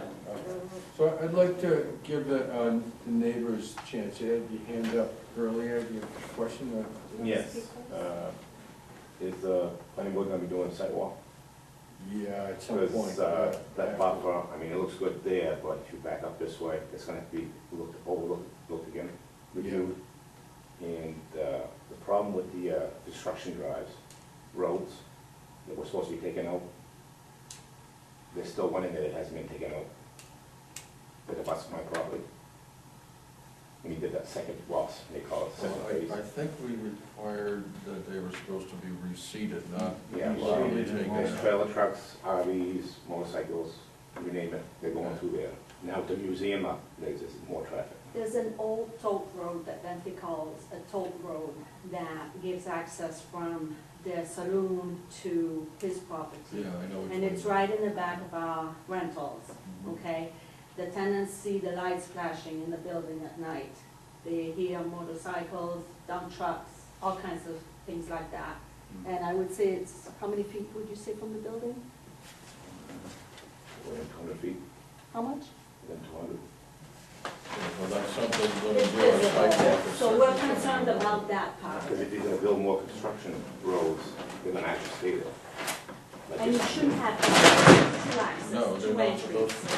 Yeah. Because that road, and I want to mention just one last thing, that road was not on the first plan that was approved by the planning board in 2006. All of a sudden, it appeared at some point in 2013 or 14 as existing road, but it was not on the plan that we thought for having The first plan that has the notations on it, it's not. And you can see it on your, it's this road right here that's so But big. that road was never mentioned, sir. The That's what first we're plan, it's not on saying. the first plans. That's on the, David Bouffard survey plan shows that as an existing Well, toll tag road, them, take out the first plan, he's probably got it. right there. I don't have it here. Well, regardless, I mean, your concern Right. is with the continued use of that road, which is not Right. supposed to be Which should permitted. be. Because that in green is a new road he wants to build, Yeah. so that obviously will be away from our buildings. But they're using that road now, they've been using the road, and we've tried to say something, but I mean, it's like, we can't have him stop it, I guess. Yeah, they were supposed to have the use of that road until construction was They complete. actually had plowed out all winter last winter, so it's the main road. Okay. Well, we'll look at that when we do our site walk. You're certainly Thank you. invited to accompany us there. Thank you. But just for clarity, just briefly, John, the road that we were supposed to receive per the approval, it was this road that we were using for construction. What Sylvain and Mrs. Sylvain, Terrio, this is the road that they're talking about. That Bentley, that has on Bentley's property between his residence and the saloon. Yeah. So it's over here, it's not this one. Yeah, it's a tote road, it's shown as a broken line on the plan. If you can see it, I've got the picture. And that road is on the, And I guess I'm confused because I thought it was a tote road. No, it's the other one, you got it was this one, this tote road, this mine's no better than Al's, but.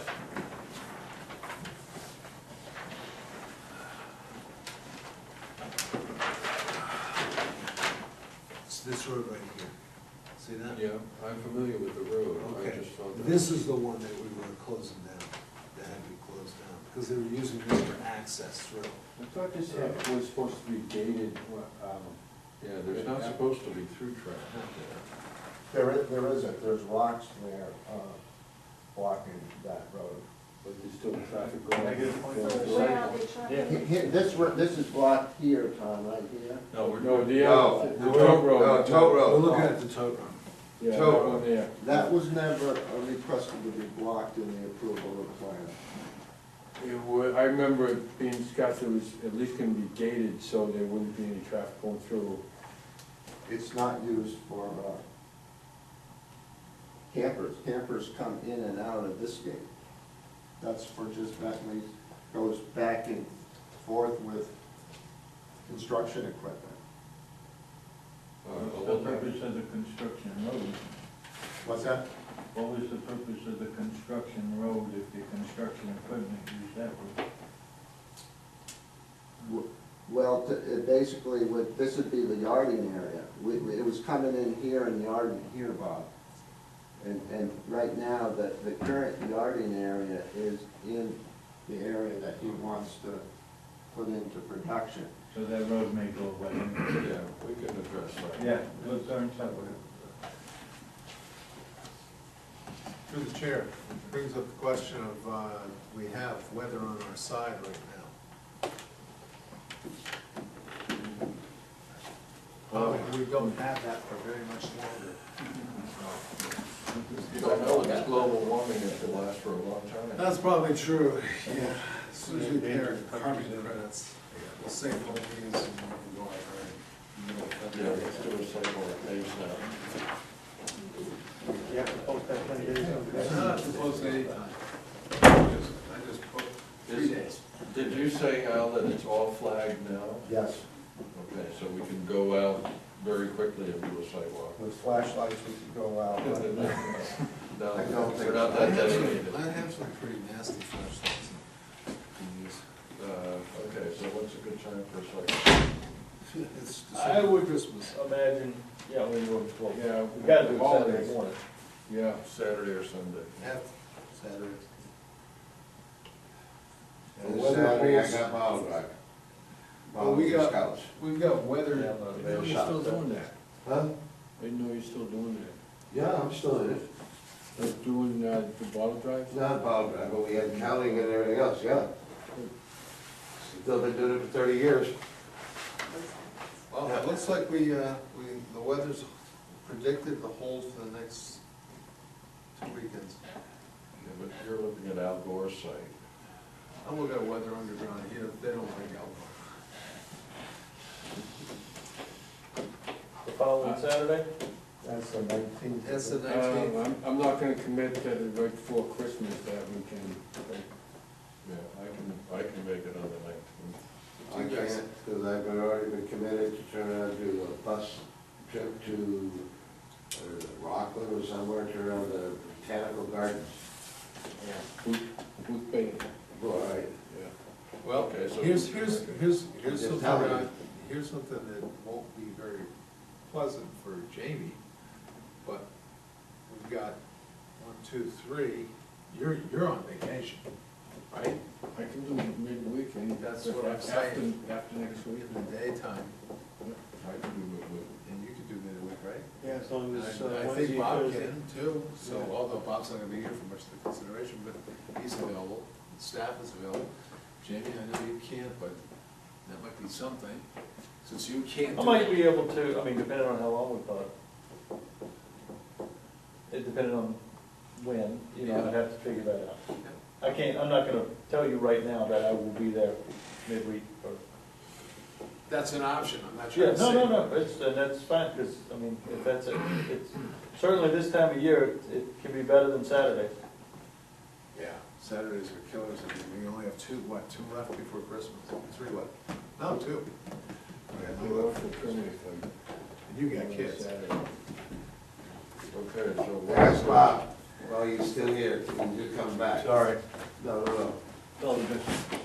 The sidewalk. Sidewalk in the week. Midweek. During the daytime. Midweek. I'm available almost anytime, That's what I up until figured. January 3rd. That's what I figured. So that, you know, it excludes Marty unless Marty can break away from work. I don't see how, but We haven't Jamie thought about can. it. Well, at least we can get a quorum up there. Yeah, we're just struggling, thinking of next Saturday. Okay, so let's set a date. We gotta get out of here. Yeah, because we're breaking the school's rules. From today? Is the Saturday. Week from today, next Thursday. So you guys wanna do a sidewalk before you dive into zoning, huh? No, but that's okay, because it's during the day, it's not like. Yeah, I mean, yeah, what's the Algor weather channel say? Next Thursday. Just, well, you know, I don't. Monday, rain. I don't know the rest of it. Let's see, you say next Thursday? 5 days out. We can even do it if it rains, it's a walkable site even in the rain. So, We don't see any snow. No, it's supposed to be nice. and it's supposed to rain that on Thursday, 60% chance on Thursday the 17th. Yeah, but that, I mean, Wednesday, yeah, if you don't mind, it's gonna be all the same, it's gonna be 49 degrees on Thursday the 17th. You have to Sure. publicize it for how long? No, we don't. 3 days. Okay, so when are we doing it, Mr. Chairman? Can we make, can 4 of us make it Thursday morning, week from today? Anytime, This one of 4 counts. this one? Yeah, I can make it. Bob, can- He's checking his agenda. okay, and what time? Right, sir? What time's good? Did you say Thursday? Yeah, Okay, 17th. 8 o'clock? 9? 9 9 o'clock? o'clock. 9 o'clock. 12, 17 at 9. Yep. I'll advertise it. 9 in the morning? 9 in the morning. Get it Good over thing with. you didn't do it in the afternoon, I wouldn't have been there. Okay. So, It's a good time to do it. We do all our staff reviews at 9 in the morning. Do you allow if, others to be able to walk the site if we can accommodate them at another time? Or is that inappropriate? No, it has to be a quorum, and individuals. I can go rooting around there. Yeah, but not as a member of the board. I mean, say this is a member of the board. Exactly. I've done that before, as a member of the board before, we can't go. Could we say, I mean, as Bentley, as long as you're allowed to walk the land at your At your leisure. He's already told me I can. Well, if you give us authority on that, you know, then we can do that, and I can go out with somebody, Jimmy, if you had Yeah, to, we'll you figure it call out. me up and go out, I'll go. Are you working over between Christmas and New Year? course. I'm done legitimate, because I've got some time there. And Jay, I can get to Tad if he's gonna, a full-size map with all the stationing, so you. And I can follow my way through with that. You know exactly, every 50 feet has a number. Okay. One of us would like to be there. Sure. For that toll road, I mean, to show you. Absolutely. 9 o'clock, can you do 9 o'clock on Thursday? Thursday, Yeah. I can't, but you probably can. Can you do that, Sylvia? Okay, see you then. Sidewalks, do we advertise that to abutters, or don't send notice that? You know, you guys actually talk about that so much, I wonder if I should do that, start doing that. Of course, it seems like even if I advertise it, even I send out notices, people don't get them. Well, I'll tell you right now, one of the butters on this side, Worcester, he can't do it. I thought at one time we discussed that the applicant would notify the abutters, be their responsibility. How do I? Sidewalk? How do I police that? No offense, but I mean, how do I police that? Well, we can do labels of all the abutters. I know you did, but they're saying you do it, and I said, first, I don't get receipts for it. Okay, I'll so, probably do the same thing, I'll probably send out, maybe I'll be sending out. as chair, I'm gonna move on to the next. Planners So, report? thank you. Well, thank Al. you. Thank you, Al. See you on, Appreciate it. on Thursday. Thank you. Plans report is the last item. I don't really have a lot I'm gonna report. I guess I could say there's a lot to report. We're gonna be, Cape Arundel's coming back in, because they wanna add some more units. Selling them like A hotcakes. new phase? Yeah, plus we also gonna have to work out a little something, I'm gonna have to do a little more research on it. We have a disparity between what the conditions of approval said and what the assigned Mylar say as to when they have to go in, when they have to blow through into Hidden Meadows. The Mylar says phase 3 and the conditions of approval say phase 2. Well, as I remember, when they finished phase two, that's what I remember, that they were supposed to do it. Okay, then I'm good. Then we're all on the same page. Does, Then we're all on the same page. They're still, what they're planning to do, we just had another requisition meeting, and what they plan to do is to eliminate the caretaker's abode, because Joe's basically gonna move in, he's gonna buy his own, and he's going to move in, he's gonna be more or less the caretaker until such time that it's pretty much done, and he moves out, and then the caretaker takes over his place. And they wanna put in 3 more units over there, and we pulled out a couple of units in some places where they didn't really work, they looked good on paper, but on site, yeet. So they wanna place them in other places, and they wanna add a couple more units. And so they'll be coming in with that. For your approval, I think that's something I want you guys to do. I'm not gonna start adding units without planning board approval. Okay? Question, caretaker was year round. Yeah. Is Joe gonna stay there year round? Yeah. Yeah, the Okay, caretaker. that's why I was just saying, oh, so the caretaker unit will still be there? Sure. Yeah, but it's not gonna be where it was destined to be, it's gonna be, it's In a different actually gonna location. eventually be the sales office. Their intent is that the sales office, will eventually lose it. Joe's gonna stay on site until he sells them, builds them and sells them all. And then, they don't need they don't need that site anymore. It's on the other side of the gate, because it's a gated community. It's gonna be on the lee side of the gate or the public side of the gate, so the caretaker doesn't have to go in and out of the gate all the time. And it's just, I'll let him make the pitch to you guys. Okay. We've already gone over this and discussed this, and they said, we're gonna go see the planning board, and they don't disagree. Okay? And thank you for that clarification, so we're all on the same page, we're going along nicely. I don't have anything else, we don't have any other things that are going on. We do have, you probably heard about it, you saw me send it, we have the home occupation up at Kate's Butter. so, Will you please get an email? we're gonna, Jeez, you're like me and my propane. hey, they were there. Tom, I really need a private email, because the school shuts down your email.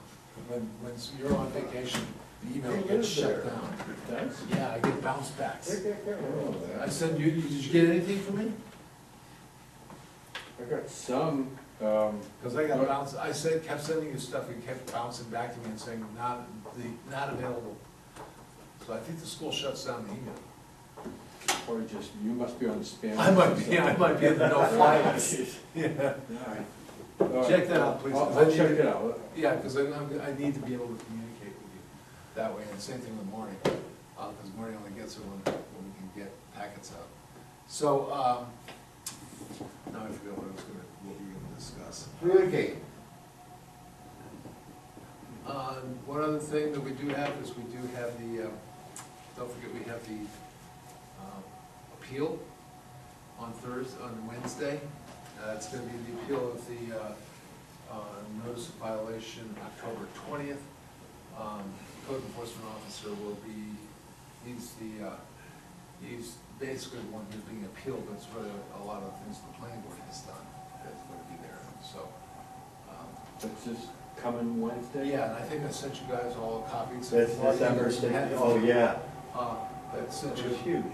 Yeah, it was huge. It took a long time to put that together. 7 o'clock? 7 o'clock, same bat channel right here. And what will be interesting also for the board will be that the school will be preceding this. No, actually, they'll be coming afterwards.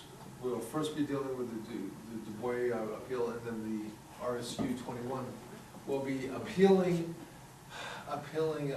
or not appealing, they'll be asking for a variance to increase their density or their impervious surface from 20 to 40%. They'll be asking for relief from their own harm? Yeah. Yeah, if you read that, it's, if you've read the application, I hope they're not paying their attorneys a lot of money, because it's like shooting yourself in the foot. And it's not a good argument, because it's, first of all, it's. Their own problem, Well, no, it wasn't, it was the legislature that caused the problem. That's what the statement is, it's the legislature that caused the problem, yeah. And then also, when they came to the issue of, there's no reasonable return from the land unless you grant the variance, they said, it's a school, you can't do anything with it. And I went, we're looking for a town hall, you know, I'm sure the town would be happy to take that off your hands, probably pay some money for it. They said, well, it's not cost effective because we have to tear it down, because it's not conforming now. And they're going, well, you don't have to tear it down, just wait a little while, and it's gonna sink into the ground, so. I don't think so. Just cover it. Just cover it over, like, go on its own, then we'll have a foundation for an expansion. Yeah, it's gonna be interesting. I'm really interested to see how this is. This is gonna be an entertaining ZBA. Yeah. So. You mean, is it gonna be good to see it as Central Maine Power? Or will we have? Oh, it's gonna be better than Central Maine. Oh, yeah. Oh, I think it's gonna be much better than Central Maine. Even when John was roasting them. I it's haven't gonna be seen more fun. anything. Make so- motion to adjourn. Yeah, and a lot I'll of good second they that. did, because they ignored half of Got a that. motion and a second, all in favor? Everybody stand up. Yeah. Oh, that was a good marathon. Adios, amigos.